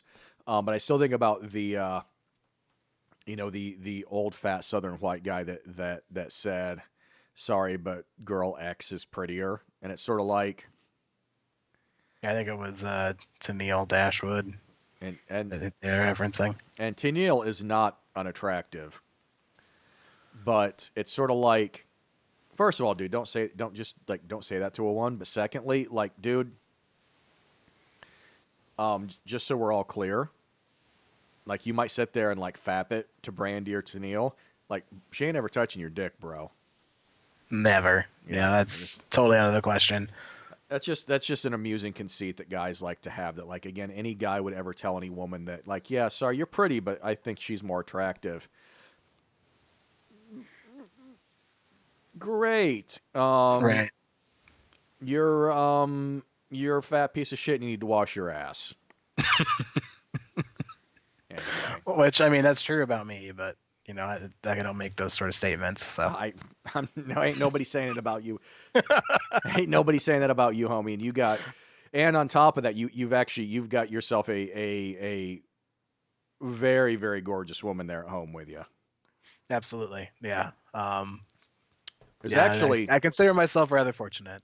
I'll just leave it at that. I actually had some female friends and acquaintances. Actually, an ex-girlfriend. I can go ahead and say it. An ex-girlfriend and a friend of my ex-girlfriend would just freak the fuck out over Allie's makeup. Yeah, I don't see why. I mean, obviously, the parenting thing has dominated our lives, but once Olivia's a little bit more self-sufficient, I think that Allie should probably, get like a YouTube channel started herself and do like the makeup thing. She'd rock it. She's got a public relations background. She could do a blog and all that fun stuff too. There's no reason that she can't, brand herself and get a following doing it. Well, she could, she gets ready to do her YouTube channel. She should have a conversation with my lady, who is a YouTube champion. Yeah, that's good advice for sure. No, but no, I'm no joke that I had a couple, again, an ex-girlfriend and her best friend, a couple of, chicks in their mid-40s just like completely freaking out about like wanting to know how to do that like Adele smoky eye thing. So, yeah, again, she prides herself on it too. She clearly knows what she's doing. So full props to your baby mama. Indeed. So back to wrestling. Guys, it's going to be guys and gals. I don't want to discriminate here. Guys and gals and non-binaries. We're 80 some minutes into this show. This one ain't ending anytime soon. So I'm letting you. It's one of those weeks, man. It's one of those weeks that I'm feeling. This is basically probably like it's probably like if you saw Deep Purple back in '73 and Richie Blackmore just started feeling himself and like every song ended up turning into like a 30-minute jam. That is where we're at today. Yeah, I was looking up on my Sling the other day. Um, they had was it How the West Was Won? One of the Zeppelin concerts on Access TV, Yeah, and like the description said, yeah, including a 28-minute version of Dazed and Confused. that was very common to them. I was like, holy crap! I'm Like trying to decide that's what for me I think the best Zeppelin show opener was because they could rock the fuck out of Heartbreaker because you get that little bend to start the song, right. or then the obvious one is Immigrant Song, Hmm. or you do Immigrant Song into Heartbreaker. That sounds like that would take some gymnastics to pull off, but Well, I'm sure they could. I actually think I have a live album with them doing that. That might even be on how the West was won. Okay, So and then anyway. nice. Yeah, those are both jams. Indeed, indeed. We actually we started writing for the our next album on Friday night. I actually set young Master Seraphine down in a chair next to me and handed him a guitar and just started the tape rolling. Nice. Yeah, that's just at some point that's just I can sit in a dark room with some candles lit and I'm wearing a cape and I have like a goblet of goat's blood next to me. Sometimes that's how I want to write. Sometimes I just needed somebody else with a guitar in the room with me. Yeah, that's fair. I can understand that.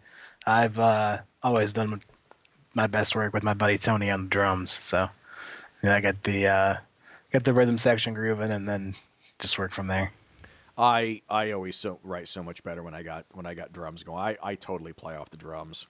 Yeah, as do I. And my dude Tony is a pretty prolific kind of drummer, so he listens to everything, incorporates everything. He's a pretty smart cat. I actually really I need a Bill Ward in my life just so I can just the riffs I write would be way crazier at that point. Yeah. I mean, I'm trying to think of some of my dude Tony's favorite guys. Like he's a big DMB guy, so he loves what's his name, their drummer. He's really good. Really into like Thomas Pridgeon from like the first couple Mars Volta albums and stuff like that. So got a lot of different influences. Is he not really a metal guy? He is. He likes metal a lot too. Like I feel like he kind of branched out, a little bit more beyond that in more recent years. No, I'm just always interested to see though, like a metal drummer who they're into. Because for example, obviously Bill Ward is a dude. That Yeah, I mean, we were texting recently. He said he was listening to a lot of Sabbath, which everybody goes through Sabbath phases, I think. Vinnie Paul is really a must. There's something really special about his drumming. Tommy Lee is a big favorite of mine. If you just really what I want to do at some point is I want to make. I don't know what I know that I want to be in the same room with Tommy Lee because I don't want to like catch whatever just like fucking massive diseases he has at this point. But I basically want like a doom metal version of Tommy Lee to do a record with me. Yeah, he was one who was just always such a dynamic performer too. I just you go listen to, and I may even when we get done recording this, I may just go listen to like Shout at the Devil on loop the rest of the night. That's fair if that's what you're into. Yeah, that's probably too dad rock for you though, right? Yeah, not really my thing. Okay, I'm gonna listen to. By the way, when I was a kid and your dad was like all into that shit, I was totally like turning my nose up at it. Yeah, I can see that. And I remember when your old man was into Bon Jovi, and like everybody in the family thought that was like so edgy. Really? That's Yeah. hilarious. Yeah, and they were trying to figure out like what Bon Jovi meant, and they're like, and no, seriously, they're like trying to think like that it's French or something like that. And your dad's standing there trying to explain. He's like, "No, dude, it's John Bon Jovi's name." And you know how the fucking assholes in this family are, and they're just like fucking talking over him.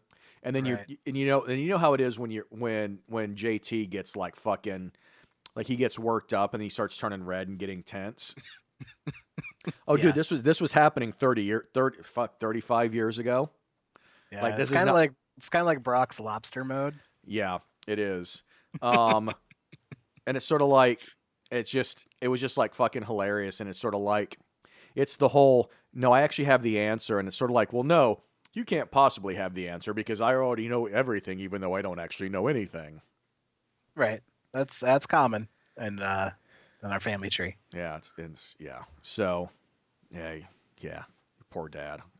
Anyway, so yeah, so I'm gonna go put Shout on the Devil on and repeat. Anyway, the point I was making though is you should go just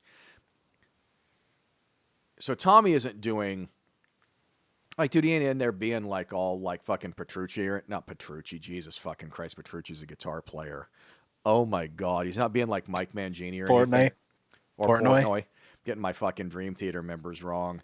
Um, this is That's what another big influence of Tony, by the way. Tony was a big Dream Theater guy, okay. big Portnoy guy. But it's like there's just something so special about like every fucking time he hits a drum. Yeah. And there's this when a drummer can do like when a drummer is speaking to you when there's like a ton of space in between everything and they're just like playing a 4/4 rock beat. I was actually trying to capture that with the intro of our next album. I don't know if you've heard it yet or not, but the intro is just basically is just like a fucking like drum groove for a little bit before the bass comes in. And man, the reviewers ain't having it. That sucks. Yeah, what are you gonna do? Yeah. I mean, I do like 7, 8, 9 minute long songs, so we don't even like get into the fucking thick of it until like a couple minutes in. Right. By that point, somebody's already like halfway through their fucking Instagram feed. Yeah, the attention spans just are lacking these days. Yeah. So, ZSJ, as we kind of gets the best of Evil again. Here's the thing about Evil. Evil doesn't seem so evil when he's sitting in the ring with a boo-boo face. No, not really. He doesn't seem like he's menacing or stewing as much as just being like emo. At that point, he shouldn't be evil. He should just be emo. Yeah. And not everything is emo, but at that point, he's quite emo. So. Yeah. But he pretty much just said like never again is this gonna happen. So he's pining for the singles match for sure after ZSJ gets another reverse clutch rolling crazy pin to counter an STO and win the match for his team. British wrestling. Yeah, British wrestling, British wrestlers, they're a special bunch, especially the ones that New Japan has. Indeed. So up next, we have a tag match. We have Hiroshi Tanahashi and my secret boyfriend Kushida taking on those rat fucking bastards Jay White and Ghetto. Yeah, this was a rather brief match, rather abrupt finish. Well, they're rat fucking cheating bastards, so some brass knucks got involved. Yeah, they did, and Ghetto was the thrower, if you will, and Tanahashi was the recipient, and it immediately led to Jay White hitting the Blade Runner for the win. So, by the way, I find it funny that like I don't even know that brass knuckles are still like generally a thing in the world, but they're totally a fucking thing in pro wrestling still. Mm-hmm. Yeah, they're more common than you would expect. Really? I feel like the foreign object is, pretty common little bit. I thought maybe you had some experiences with brass knuckles that I didn't know about. Personally, no. I don't think I've ever seen them in person. There's actually, I just found a website called Brass Knuckles OG, and they actually sell like cannabis oil. Nice. Yeah. Good for them. Totally not what I expected. I just found a site called Weapon Universe. They are #1 in brass knuckles. Wow, dude, 519 models. Holy shit. You know what it is? That's a lot. Although Wow, some of these look kind of fucking brutal. I'm guessing that this stuff is probably largely illegal to have. Oh, I love it. Some of these brass knuckles actually have hemp leaves on them. Wow. That is amazing. A lot of them with American flags on them. Of course. This one says rebel on it because nothing says rebel more than breaking somebody's face with a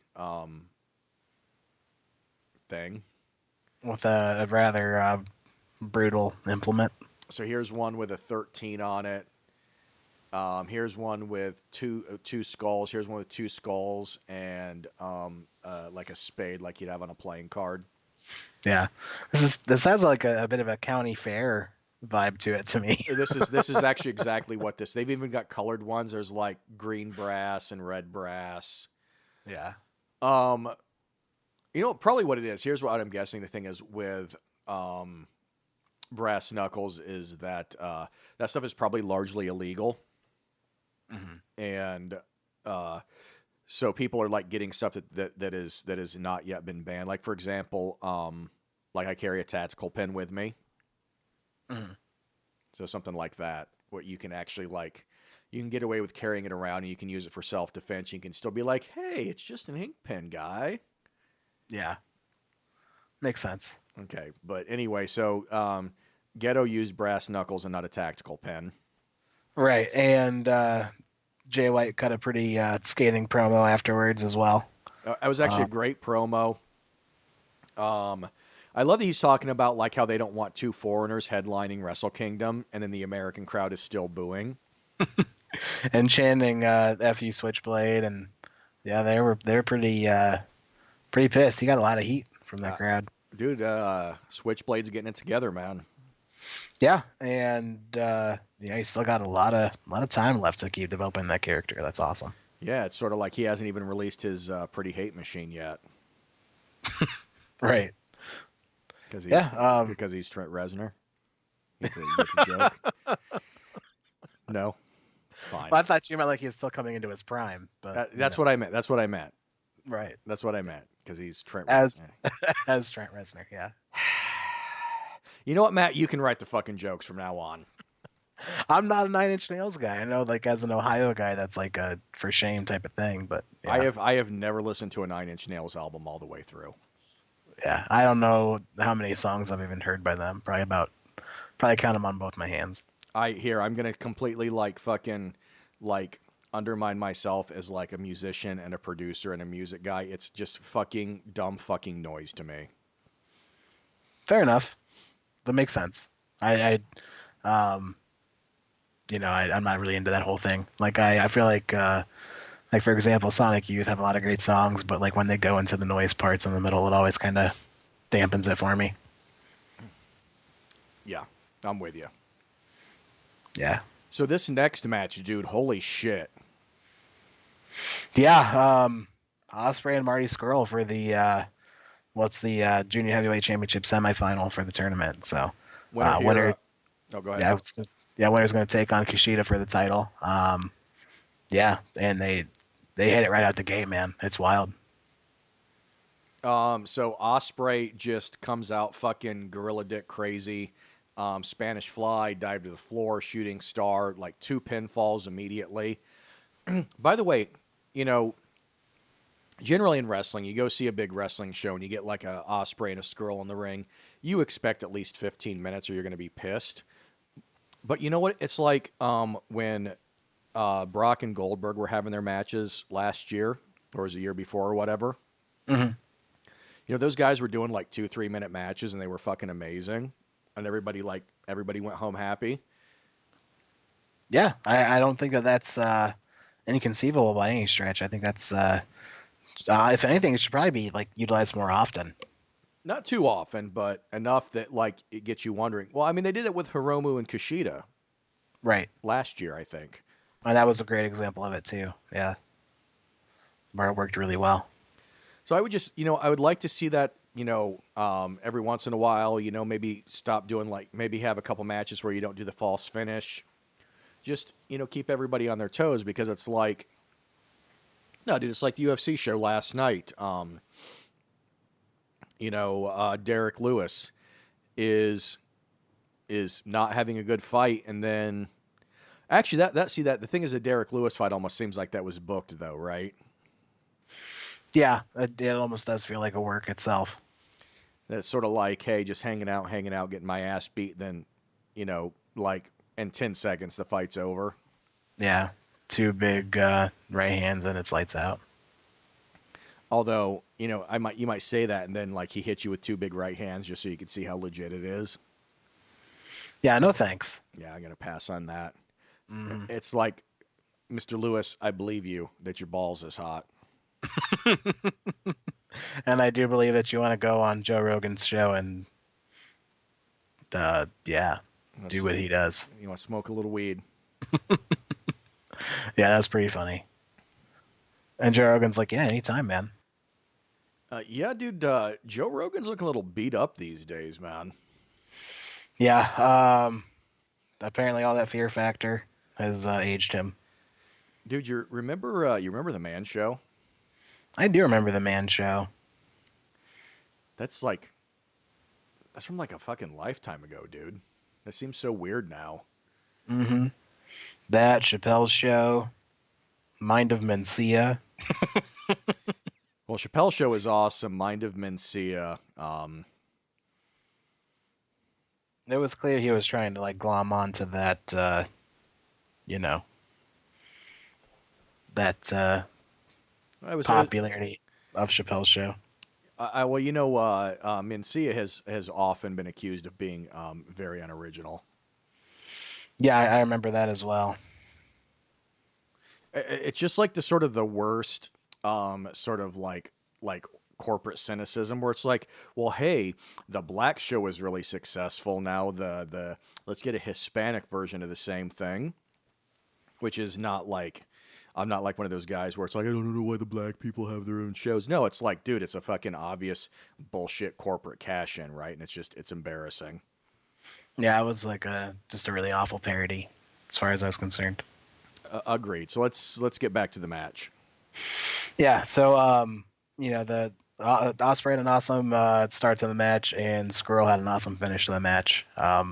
Really put him over strong, as far as the tournament is concerned, and his chances going into the finals against Kushida. He hit an awesome avalanche tiger suplex, pretty wild looking package pile driver, like a modified off to the side version, and then hits the graduation. It's like a butterfly pickup into a pretty wicked slam for the victory. So, and I'm curious your thoughts on this, Matt. I'm feeling like that this is a sign that Osprey is going heavyweight. I can see that, yeah. I know, like I think I mentioned last week, he gave a shout out to Hiromu and wanted to fight him again, but I think that he's destined for that. Osprey is destined to be a heavyweight, and hopefully by the time Hiromu is recovered, to be perfectly honest, I'd like to see him in that position. Well, I mean, Hiromu should eventually be a heavyweight too, because Hiromu. It's not to say that like the juniors can't be like the best wrestlers in the world or whatever, because obviously there's a ton of them that are amazing. But in basically every wrestling territory in the world, the heavyweights, and we're not talking like a heavyweight like you don't got to be like Cowboy Bill Watts or whatever, but I'm still talking like, the guys that are over 205 are the main eventers. Right. Yeah, it's still the norm. It's still the standard. So, yeah, no surprise there.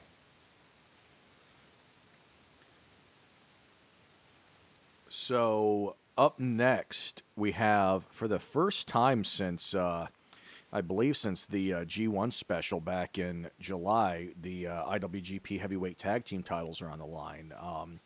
The Young Bucks versus the Gorillas of Destiny, who are escorted to the ring by their father, King Haku.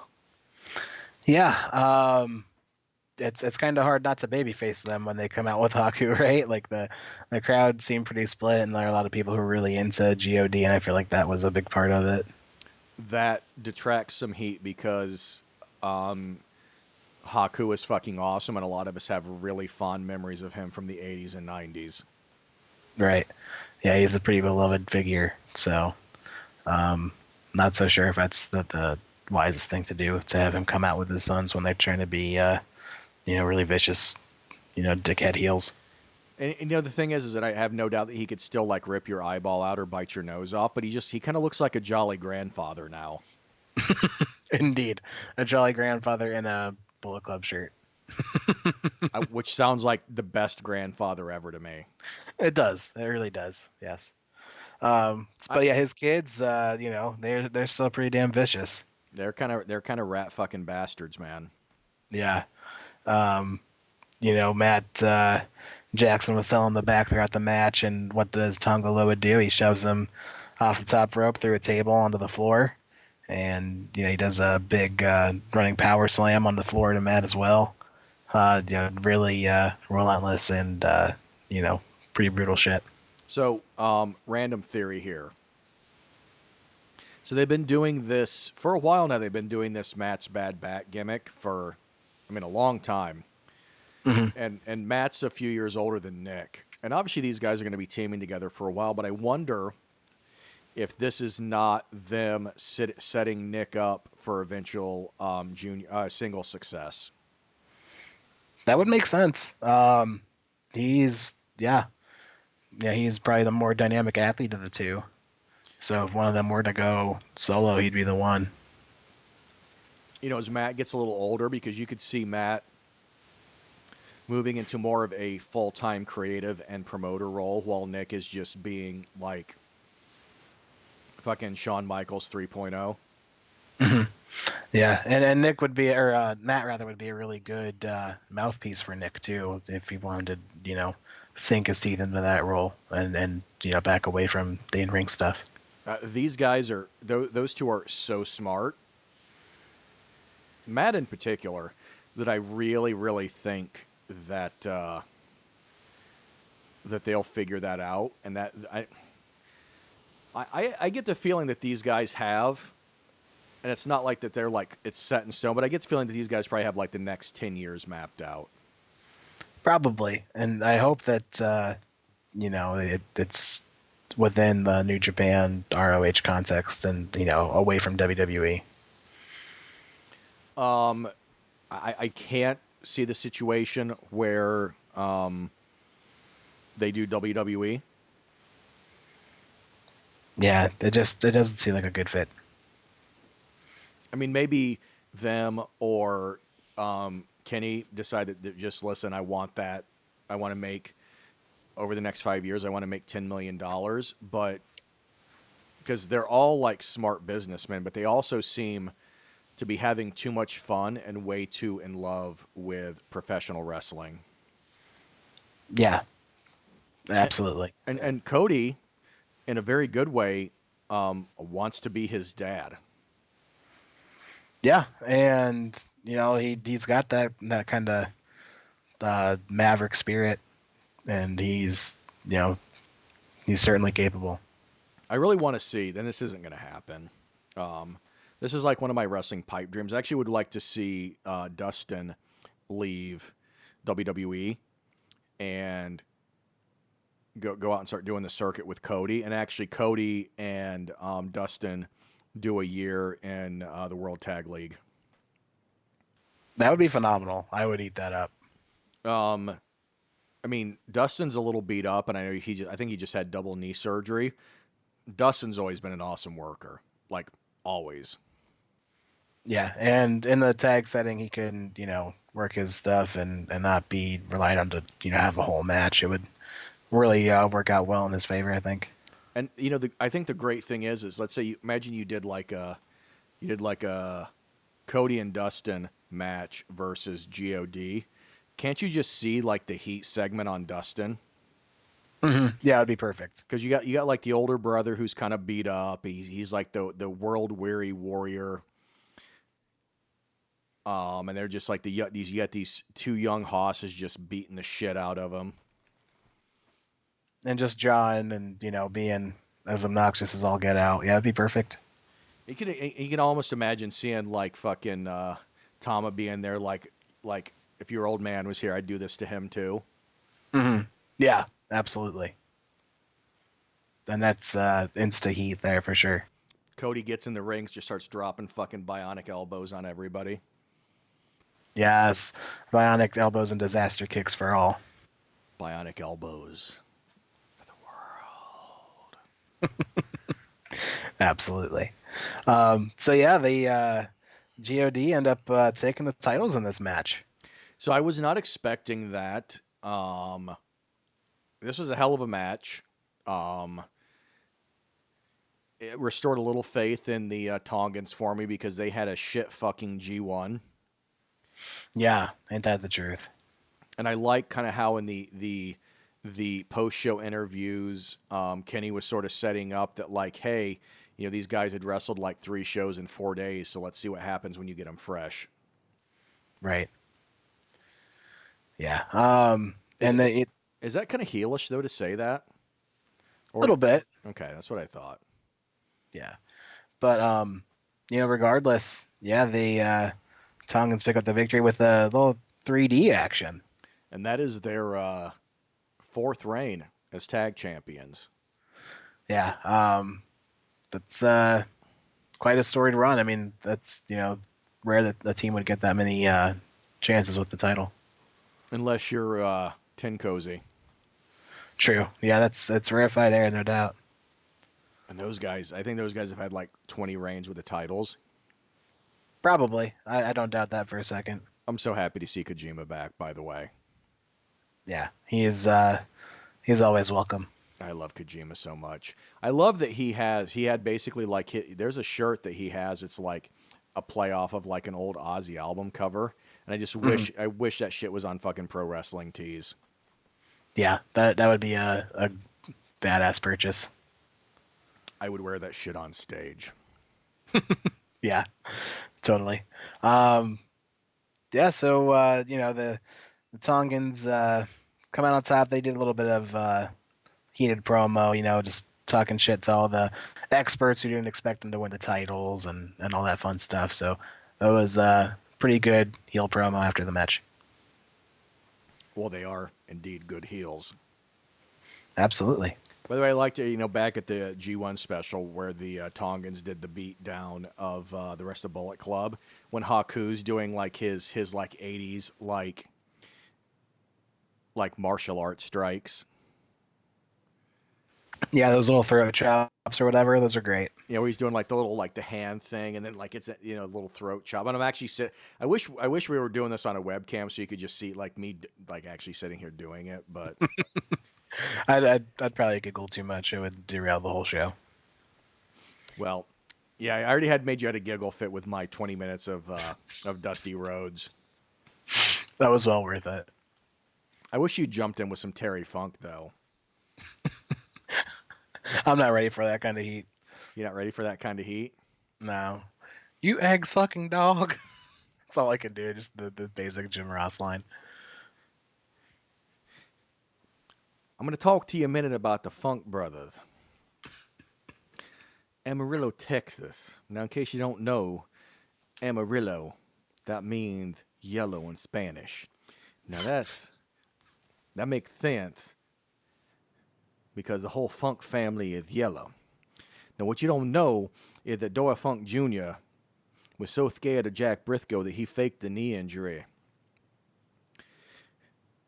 And then he laid down for Holly Race because he'd rather lay down for Holly Race than have Jack Briscoe beat his ass and make him fucking submit to the figure 4 leg lock. Because that's the thing about Jack Briscoe. Jack Briscoe was a wrestler. He was a god in the ring. Now, Terry Funk, you like to sit there and call me an egg-sucking dog. Now, that might have had my day that I sucked on eggs. Or maybe I'm dining on beans. Or maybe I'm having a drink with kings and queens. But Terry Funk, if there's one thing that the American dream ain't, he ain't yellow like you and your daddy and your brother. That's fighting words. I can't do it. I know you're setting me up for it. I can't commit. I'd crack up too easy. Man, I'm just bringing I'm bringing the gold today, dude. And you're not helping me out any. I know. Yeah. It's not there. Uh, The juices ain't flowing like they should. Speaking of Juice, Yes, Juice he's Robinson. taking on Cody for that U.S. title, and another title change I did not expect and did not see coming. Yeah, this one caught me off guard too. And Brandy was, yeah, dude. Brandy's amazing. Yeah, that Like those two are phenomenal together. just the fact that she is like such a good valet. I'm nominating her for Wife of the Year. Yeah, she's up there. There was a great bit again in the post match pressers where Cody's like, "Oh, I had a great time in WWE. Like, I cut my teeth, blah blah blah," and then Bray's just like, "You met your wife? Like, like, come on, dude. What the hell? Like, I should be the first thing you mention here." So it was great. The dynamic is awesome, and actually, you watch some of the Twitter stuff, like they were house shopping recently. Mhm. There was some fun back and forth with that. Yeah, they do they still have the reality show, or did that one not quite pan out? Oh, what Wags? It was something along those lines. Yeah, Yeah, I wives think it and was. yeah, the wives and yeah. I don't know if they're still doing that. Yeah, just curious. I feel like if anybody would be entertaining in that kind of role, they'd be up there. Well, I mean, yeah, Brandy's super talented, and she's got a big personality for sure. Hmm. I Yeah, I still enjoy her from All In coming out with Flip, and then fucking Jay Lethal.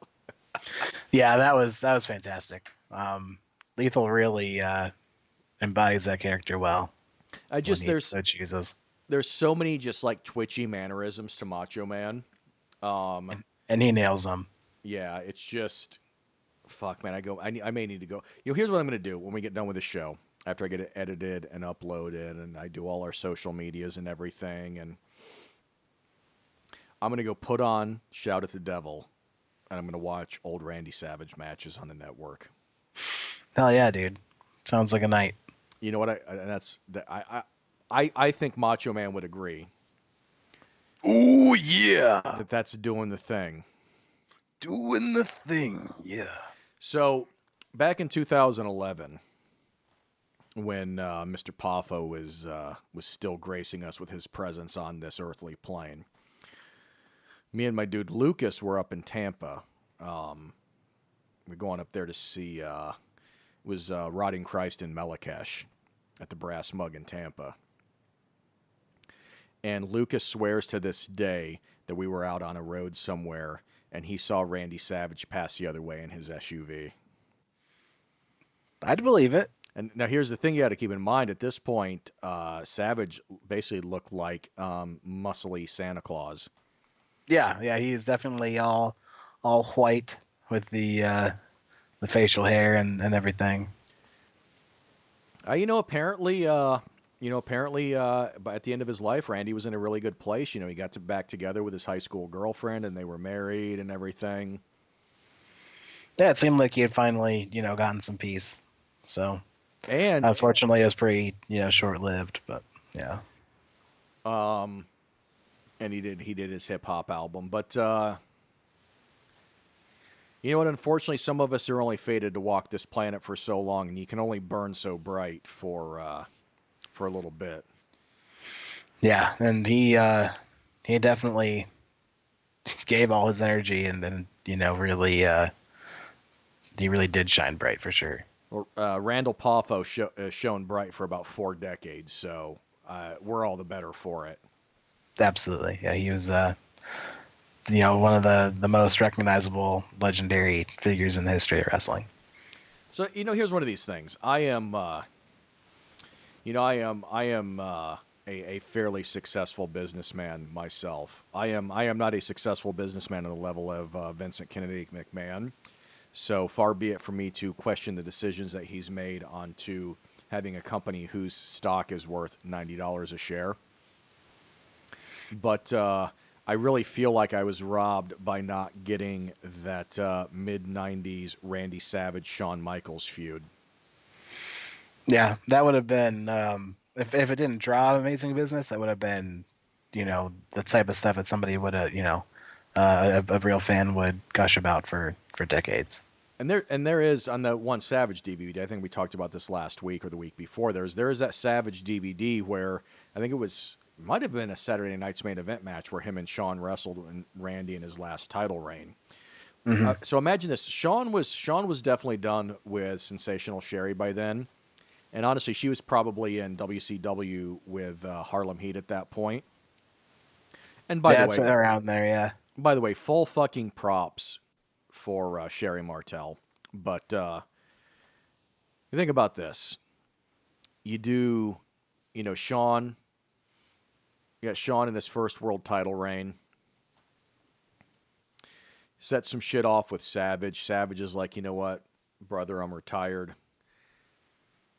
And he keeps taunting. He keeps taunting. And one day, Sister Sherry comes back out to the ring with him. She looks over at Savage and she's like, Randy, I came back here to let you know I'm with a real man now. That's it. Randy gets up, takes the sunglasses off, takes the hat off. He gets that fucking bug-eyed look. He clenches his jaw. He's looking around like he's all coked out. He does the point. You already see where this feud's going. Hmm. Yeah, and like the second that he puts hands on HBK, she should like hit him with a nut shot. Yeah. Well, they weren't doing nut shots yet then, but yeah, you got to do something. Yeah, it's something dastardly. She pulls off one of her stiletto heels and fucking beans him in the head. Yeah. Yeah, it's something along those lines. Dude, I'm booking all the things tonight. Hmm. All of the feuds. All the feuds. Hmm. How's our territory doing? Better than I don't know. I can't think of like a. I think Jericho on Friday said pro wrestling penis as a generic promotion name. So I think we're doing better than pro wrestling penis. Well, I mean, dude, Joey Ryan's our champion. Of course he is. I'm coming for that though. That dong style title belt. Dude, so at the UFC show last night, so Derrick Lewis knocks out Ivan Drago. And he falls to the mat, and so Lewis is laying there on his back. I'm pretty certain fucking Lewis had a gigantic erection. Yikes. That's different. I don't know how I feel about that. I was tired, so maybe I was missing that, but I'm like, God damn, I think he's got a huge fucking heart on. I mean, maybe that's a different level of fatigue and an adrenaline dump. I don't know. Would you say new level of confidence? And power, yes. Indeed. Yeah, but that's different. I don't know. I don't know where to go with that. So, bro, I actually, I'm not going to name names. I mean, if people want to figure it out, they can. But my junior high history and politics and whatever teacher, I almost said his name. He was a good old guy, and I really liked him. He was a little lazy and was like a little like over being a teacher at that point, and he'd fall asleep in class a lot. But what happened is that he would like fall asleep in class while we were working, and he'd be leaned back in his chair like leaning way back. And here's what you got to keep in mind. Like, so the school I went to for junior high is in this small Indiana town of like 1,000 people, and it's a school building from like the 30s. Okay, so so what's funny is that, I don't know where it's like where you're at in Erie. But here in Florida, everything's brand new. I mean, my house is 2 years old, right? Mm-hmm. You go to Europe, the place I'm staying in Amsterdam is like 300 years old. It's renovated, but it's a fucking 300-year-old building. And that's one of the newer buildings there. That's pretty wild. So it's like this really like old building, and it's still got like the old school like radiators in the room. Mm-hmm. And so he'd fall asleep in his like old, really like old metal desk chair that like I'm sure teachers got to have better chairs now. He'd lean back and he'd kick his feet up on the table, on his, not on the table, on his desk. And he'd sit there with a fucking heart on, man. Now, mind you, when I take a nap, I totally get a boner too. I get it. Hmm. But the thing is, he's a teacher in a So it's room. hilarious. He's a teacher and he's a room full of kids just hitting adolescents. And it's like, God damn it, dude. I'm sure that was quite the topic of many a conversation Yes, during those classes. yes, it was. Hmm. That's always good fun. But that's the thing about being an old man. You just stop giving a fuck. Hmm. True. I've seen it. I've been with my own two eyes. Got some some relatives who are in that age range, and that's definitely how they act. Out of fucks. Hmm. Just like watching weird, borderline, neurotic stuff on TV and pausing it when you walk in the door and making it way more awkward than it has to be. Things like that. Like intentionally so. Yeah, like looking up at you with like a puppy dog face, like, "Hey, what's up?" Hey, how you doing? You just totally didn't walk on me doing anything. Right, like this is not a lesbian sex scene from a Netflix original. I haven't had this on loop for the past 2 hours either. No, I Uh, haven't already worked my way through the "Are you still watching?" Graphic several times. and I totally didn't just take 4 Viagra's and I'm waiting for them to kick in. No, none of these things are happening. None of them. Okay, so Juice and Cody. I was gonna say, how do we segue back? Yeah. Listen, dude, I'm the Segway king. Juice and Cody. So yeah, Bernie did a great job in this match. She early on she grabs Juice by the dreads and like he pushes her down just out of instinct, because she grabs him from behind and then that leads for a distraction for Cody to hit a move on the floor, like a reverse DDT out on the floor. So pretty brutal stuff. And at one point, Juice has the match won with a pulp friction, and Brandy pulls Cody out to the floor. So yeah, she really adds to the act and really is a heat magnet. And by the way, I already talked about this on last week's show, but dude, Nick fucking Magnus, Nick Magnus, Nick Aldis was Mhm. just so fucking amazing. Yeah, he should do really well in the rematch too. That's something I'm looking forward to. So I don't know what Nick Aldis's future is, and I still don't know why he's not in WWE. And it's not like I want any wrestler I like to go to WWE unless like they just really want to go do that to make money. But Nick Aldis strikes me as a WWE guy. Hmm. Yeah, that's a really easily feasible thing to imagine. And oh yeah, dude, his wife was already there. Oh yeah, duh. And here's the thing is that Vince McMahon probably has a boner for Mickey, and then so he would have to like break him up or whatever. Yeah, poor Rusev and Lana come to mind when you mention that. Yeah. Yeah, Yeah. what can you do? Yeah, but The hey, by the way, we think that any match that gets held in the Tokyo Dome is automatically 5 stars. But anyway, right, go figure. Um, Whatever. So yeah, this was a good match. Juice hits a superplex, and Cody, holds on to the grip and uses it to cradle into a small package for the win. So really pulling it out and not making Juice look too weak in the finish, but nonetheless he loses his championship after having a struggle in the G1, and Juice is kind of at a crossroads, no pun intended, as far as where to send the trajectory in his career coming forward. so this is actually a great old school finish in this match with the roll up. Yeah. Juice did not have a good title reign. uh, at all. The lead up to the win was awesome.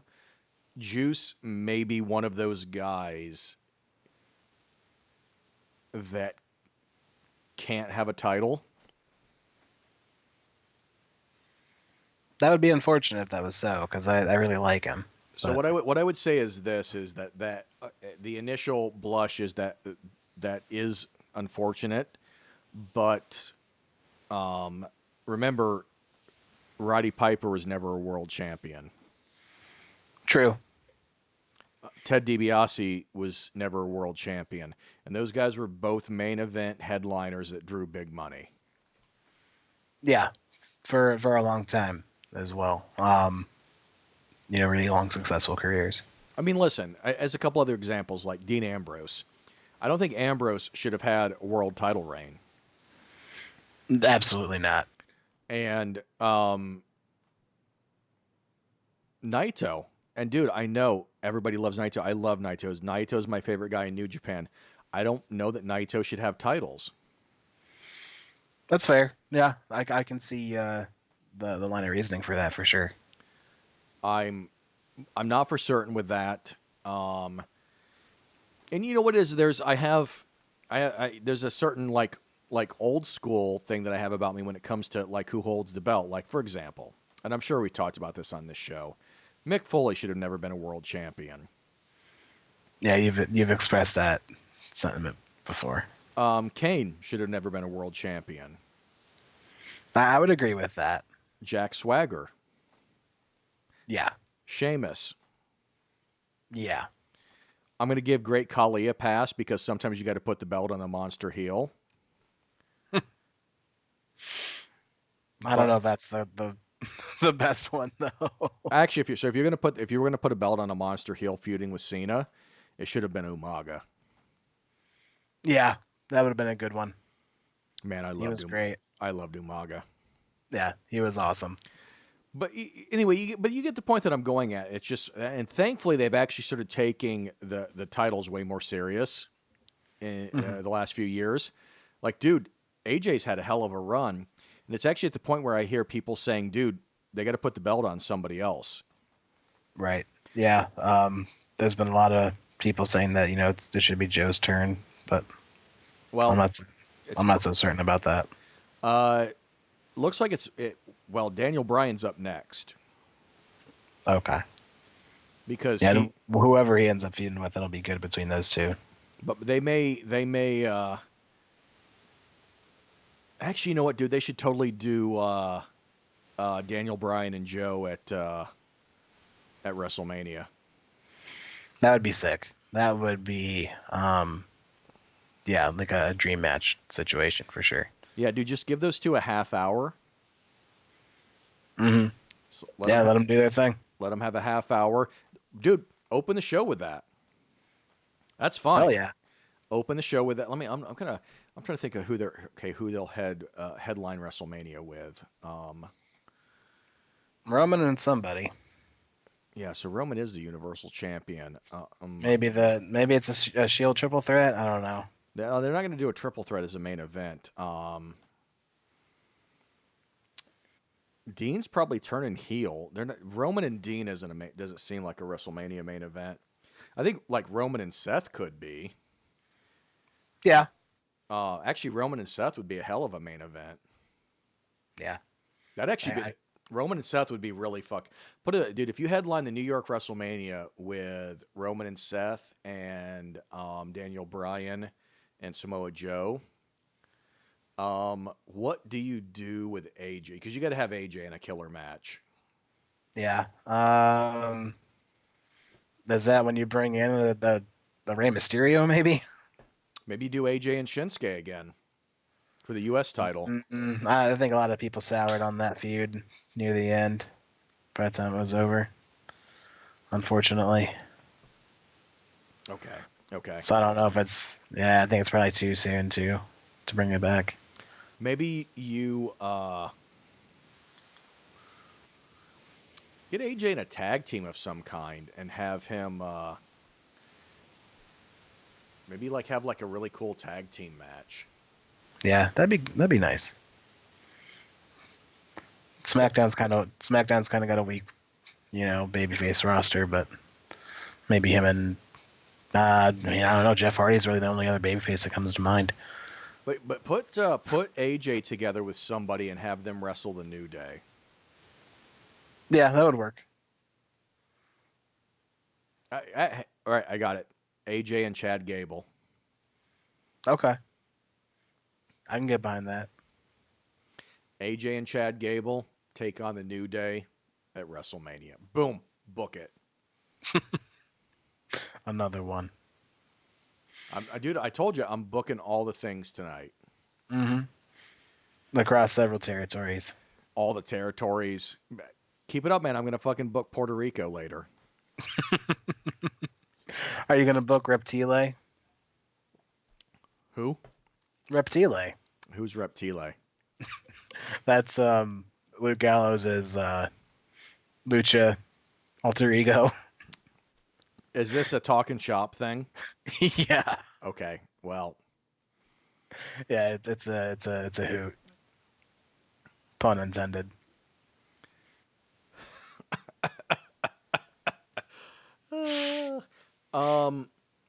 Okay, so how about this? At WrestleMania, you do a 6-man tag. So you do the Good Brothers and Finn Balor against AJ. And I don't know, find a couple other Bullet Club cast-offs. I'm sure they're out there somewhere. Jeff Jarrett and Billy Gunn. Jeff Jarrett. Yeah. Billy Gunn was anti-Bullet Club. Never mind. He was a Bullet Club hunter. That's right. Yeah, he was with Yoshitatsu. And Yo and Show before they were Yo and Show. Yes, the Tempura Boys. Now I'm in the mood for tempura. Yeah, which was not at all a racist gimmick, as they like to reiterate a lot when it was happening. No, they like to be called that. Yeah, totally. They just really like tempura, dude. What's wrong with that? And I'm sure Mark Henry loved being called a silverback. Yeah. Well, he was self-proclaimed. That's what made it okay. You know what? Like someday, like Mark Henry, or maybe like like Biggie, like some big muscular black guy like that, just needs to like put Kevin Dunn in a bear hug and squeeze them until their intestines shoot out their ass. Yeah, I'd like to see like Lashley, like just beat the liver loving hell out of a guy like him. I'm okay with that. Yeah, I have no qualms whatsoever about that. So yeah, that was it was a pretty good match between Cody and Juice. I want to see where Juice goes forward with this. You know, he and Finley are probably going to be in the World Tag League, so maybe that's more his lane for the foreseeable future. So actually, what I was going to say before I got sidetracked with whatever I get sidetracked by. Actually, I think I would like to see Juice and Finley do the tag team thing and actually be like a near main event tag team. And honestly, I'd like to get to the point that they could do a match with the Golden Lovers. Yeah, that would be dope. I'd be behind that. And when I say that, I mean them being credible against the Golden Lovers. Right. Yeah, not just a squash match. Because, by the way, those are probably the two best wrestlers in the world. So, you got to bring the fucking A game, man. Mm-hmm. No doubt. But I think they could do it. I don't think there's any reason why not. So, speaking of the Golden Lovers.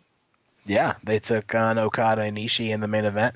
And, they just, for them to be such good singles guys, them together is just special. Like, they get tag team wrestling. They get, how to use their the unique styles and meld them together in really awesome double team moves. And it's just, it's amazing to watch.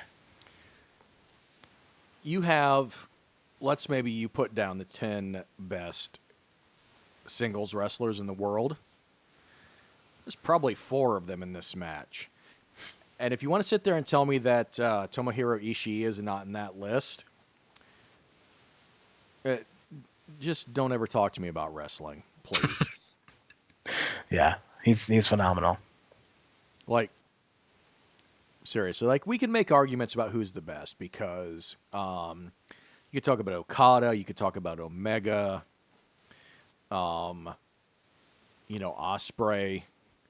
I've heard people insist that Walter is the best wrestler in the world. Um,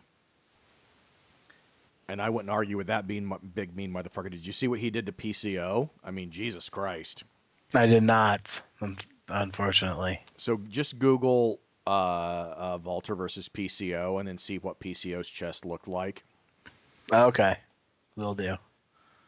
I think the only time I've been that bruised is like after surgery. Damn. Okay. I'll have to look that up. And, and I know I've talked about PCO on the show before, but I saw PCO live recently. And it's like, firstly, he has a better look today than he had in his quote unquote prime 30 years ago or 25 years ago. Right. But on top of that, he's so fucking adapted to fucking 21st century wrestling. It's amazing. Yeah, he's clearly made a big name for himself, and it's kind of one of those unexpected deals. It's interesting that he's one of the top indie guys out there now, and at his age, really doing the thing. It's weird and insane and awesome. Yeah, it really, really is. By the way, did you see Joey Janela's out for a year? I did. Yeah, that really sucks. Because he's just coming off, probably the biggest match of his career, and that just really sucks. Flying Brian Jr.'s hurt. Yeah. That's a really unfortunate side effect of the industry. It happens. I think I talked about this last week. I see that there's a day in the next 5 years, like Flying Brian Jr. standing tall in the middle of an NXT ring holding that title belt above his head. Mm-hmm. I can totally see that. I think they build that territory around him at some point. Yeah. He'd be great against whoever's there, still in the next couple of years. Because they cycle people through so quickly anymore, but yeah.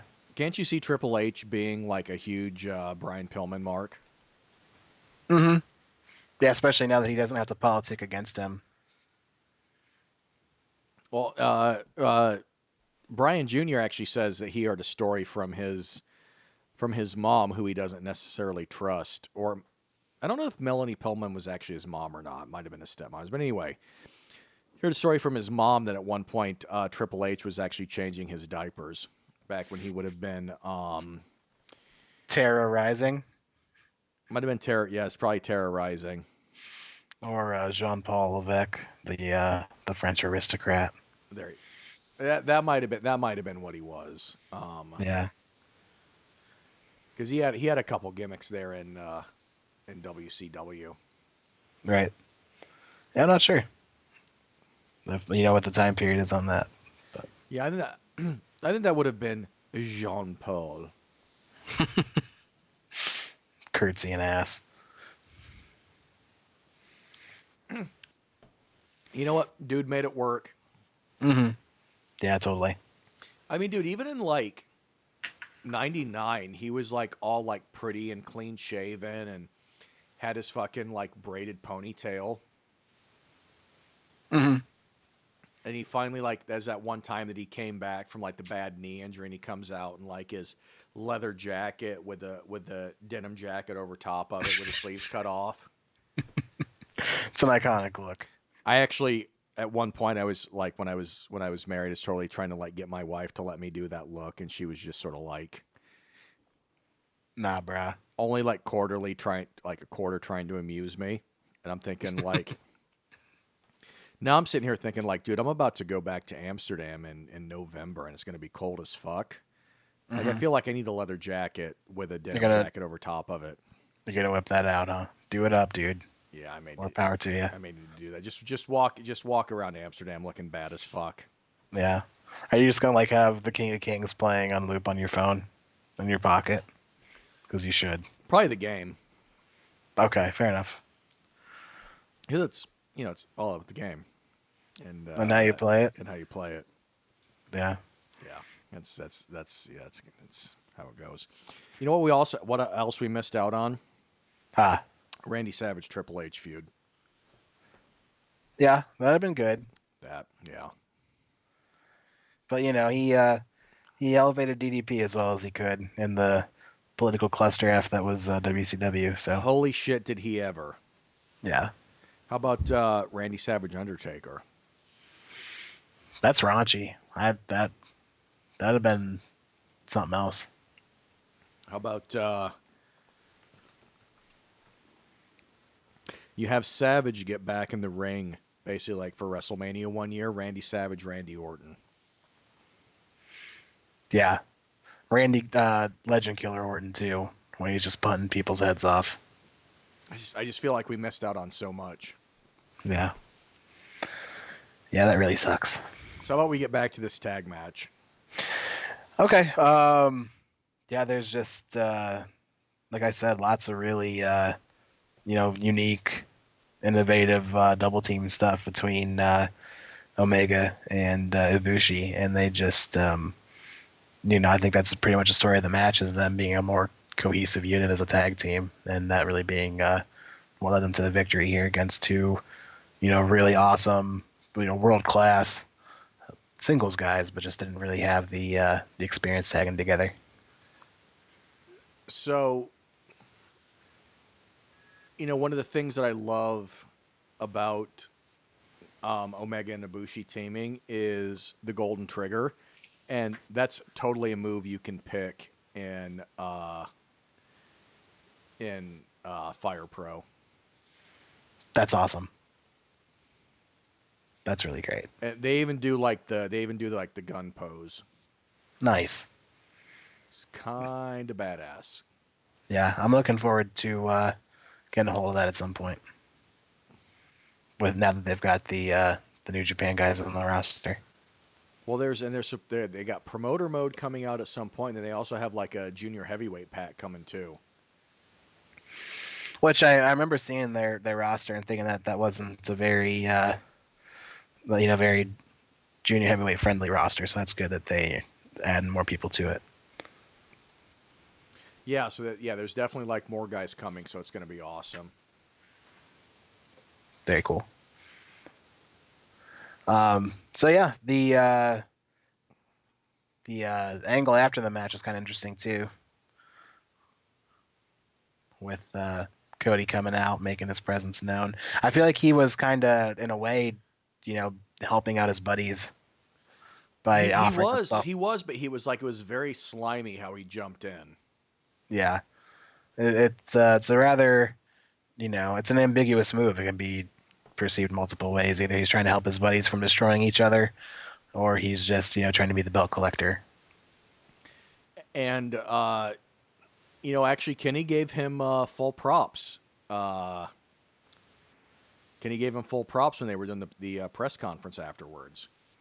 Right. Yeah, he made it sound like it was a virtuous thing that he was doing there. So that's it's good too, because Cody just got out of doing that big heel match, and then I think he's trying to make himself a baby face, so it's kind of a good way for him to save face. I think immediately coming out of that. I think so too. But here's my problem though. Here's what I will say. I don't like triple threat matches. Yeah, it's awkward. It's very awkward. I'm sure they can pull it off because they're amazing, but it's still not my favorite. That's just not what I want from New Japan. And then, like, again, I get how, like, I really like how Kenny's selling it. Yeah, as like a historical thing, like a once in a lifetime type of deal. But this is the part of me that, like, the paranoid conspiracy part of me is like, dude, is this Harold May doing this? Could be. Could very well be. And this is what I worry about, like Mark being the president of New Japan. Yeah, it's Interesting. I don't know. I mean, it can definitely be perceived that way. So anyway, overall, um, I don't know, dude. I thought this was like a really killer show, and I did not expect it to be. Yeah. Pleasantly surprised by most of it. Yeah. It was I a really agree. good show. Um, Over delivered in most regards. Kenny and Ibushi's presser after the show was really good too. It's one of those times that it reminds me like how weird like Kenny's interview style is, Hmm. and reminds me that he really shouldn't fucking ever be in WWE. Yeah, he would not be served well to be handed a script. Yeah, his cadence is just like really off, and yeah. Yeah, that would not work well. But nonetheless, we don't have to worry about that for the time being, so it's good. We should be good at least through the Tokyo Dome show. I was actually going to say the Madison Square Garden show. Oh, I hope so. So we have another big New Japan show coming up with just a few hours from now. Yeah, King of Pro Wrestling from is it Ryogoku, right? Yep, Sumo Hall, or as Fumi calls it, Sumo Palace. Yeah, it's such a regal name. Yeah, we get got quite a few interesting matchups coming in. We have the old guard, Tiger Mask and Liger, taking on El Desperado and Kanemaru for the IWGP Junior Tag Team titles. It's So our New opener. Japan typically doesn't do the older guys going over like that, but I totally want to see Tiger Mask and Liger go over there.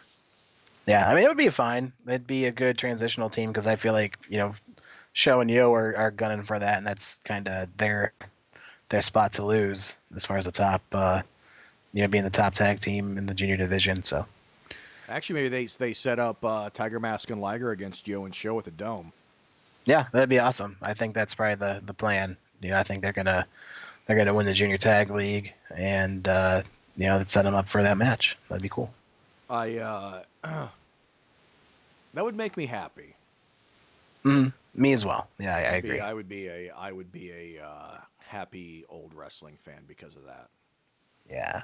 Speaking of being happy, Tomoaki Honma, Kokeshi makes him happy, and teaming up with Makabe, taking on Hanare and Juice. So again, kind of maybe a preview of the tag league. Maybe Hanare and Juice end up being the team. That's interesting as far as being a novel pairing. So I would rather it be Juice and Finlay, but yeah, I would too. But it's interesting. by the way, and I already told you about this, but Hanma in Fire Pro is the story mode is fucking hilarious. He's like unintelligible, right? Yeah, because it's just like when he talks to you, it's just like a string of characters, and then you respond like, "Okay." Like at one point, he actually like calls you, and you're like, "I don't know who this is, but I think it's Honma." Yeah, that's awesome. So yeah, him and Makabe probably do the GBH team, taking that to the World Tag League, I would imagine. And after that, we've got big Firing Squad versus Elite matchup. Chase and Hangman Page and the Bucks taking on Ishimori, God, and Fale. Chase is totally taking the pin here. Yeah, probably. And maybe we see the debut of Ishimori's as yet unannounced partner for the Junior Tag League. It's definitely a yeah, it's an interesting angle there. Yeah, because Junior Tag League's a little more than a week away. Yeah. You have Osprey, Goto, and Ishii taking on Iizuka, Taichi, and Suzuki. So I'm guessing this sets something up with Goto and Taichi. But fuck Taichi. Yeah, totally. Maybe maybe Ishii ends up taking Taichi for the Never title. I hope Taichi just headbutts the fuck out of him. Yeah, just wreck his whole life, and Izuka too. He can go away. And then we have another really intriguing thing.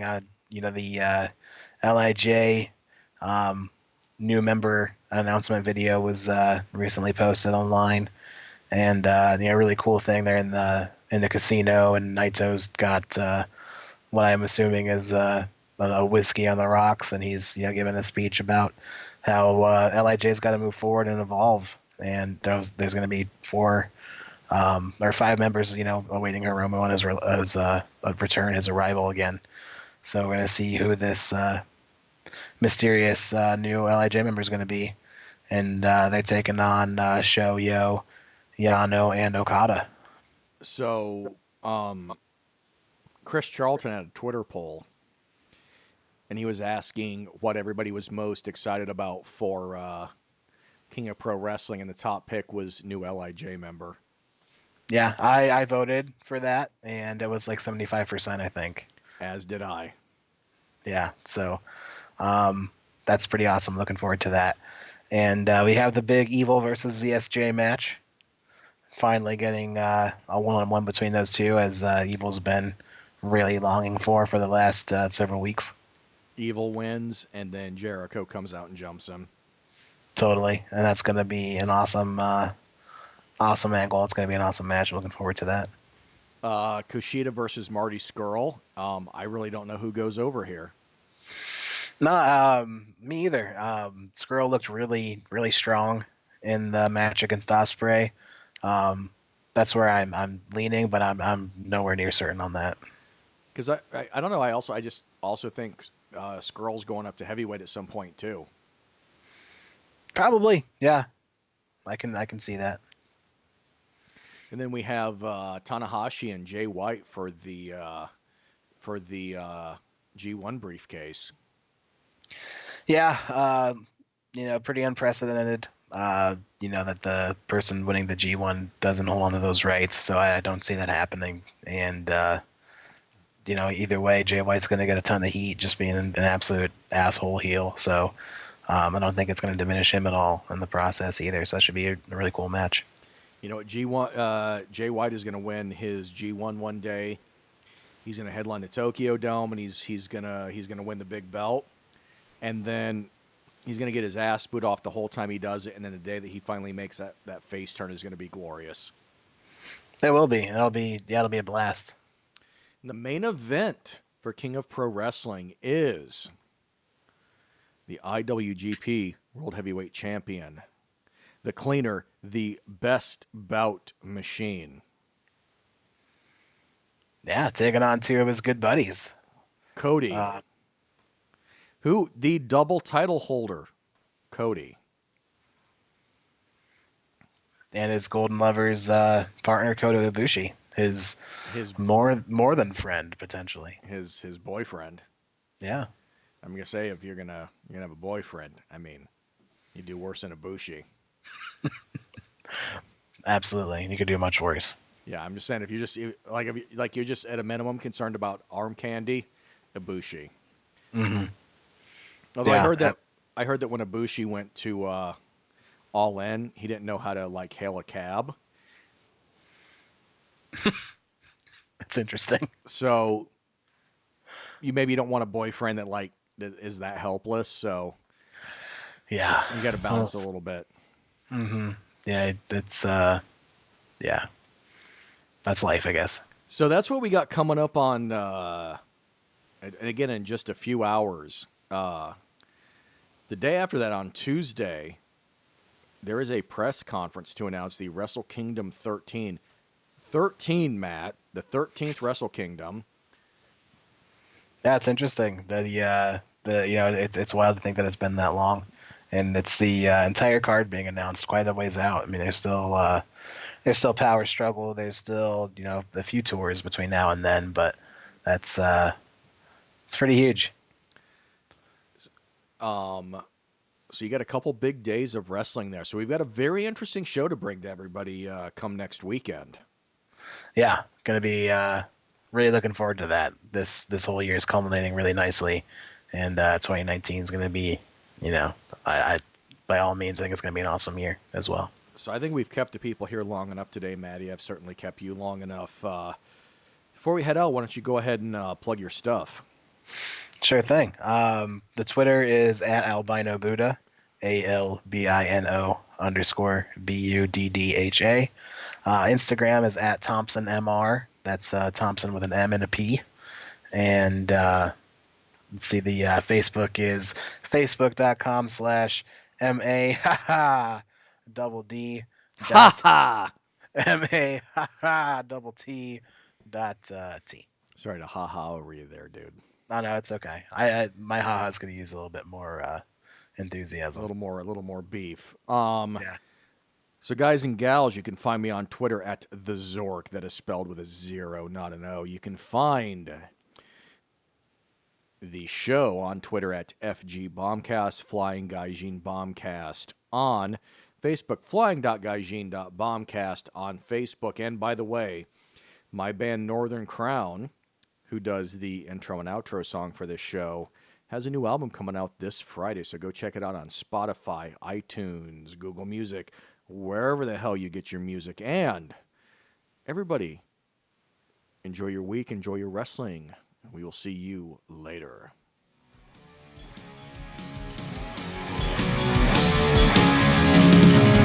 I see the colors you don't see running down the wall. Infinity between spaces, unfamiliar sights.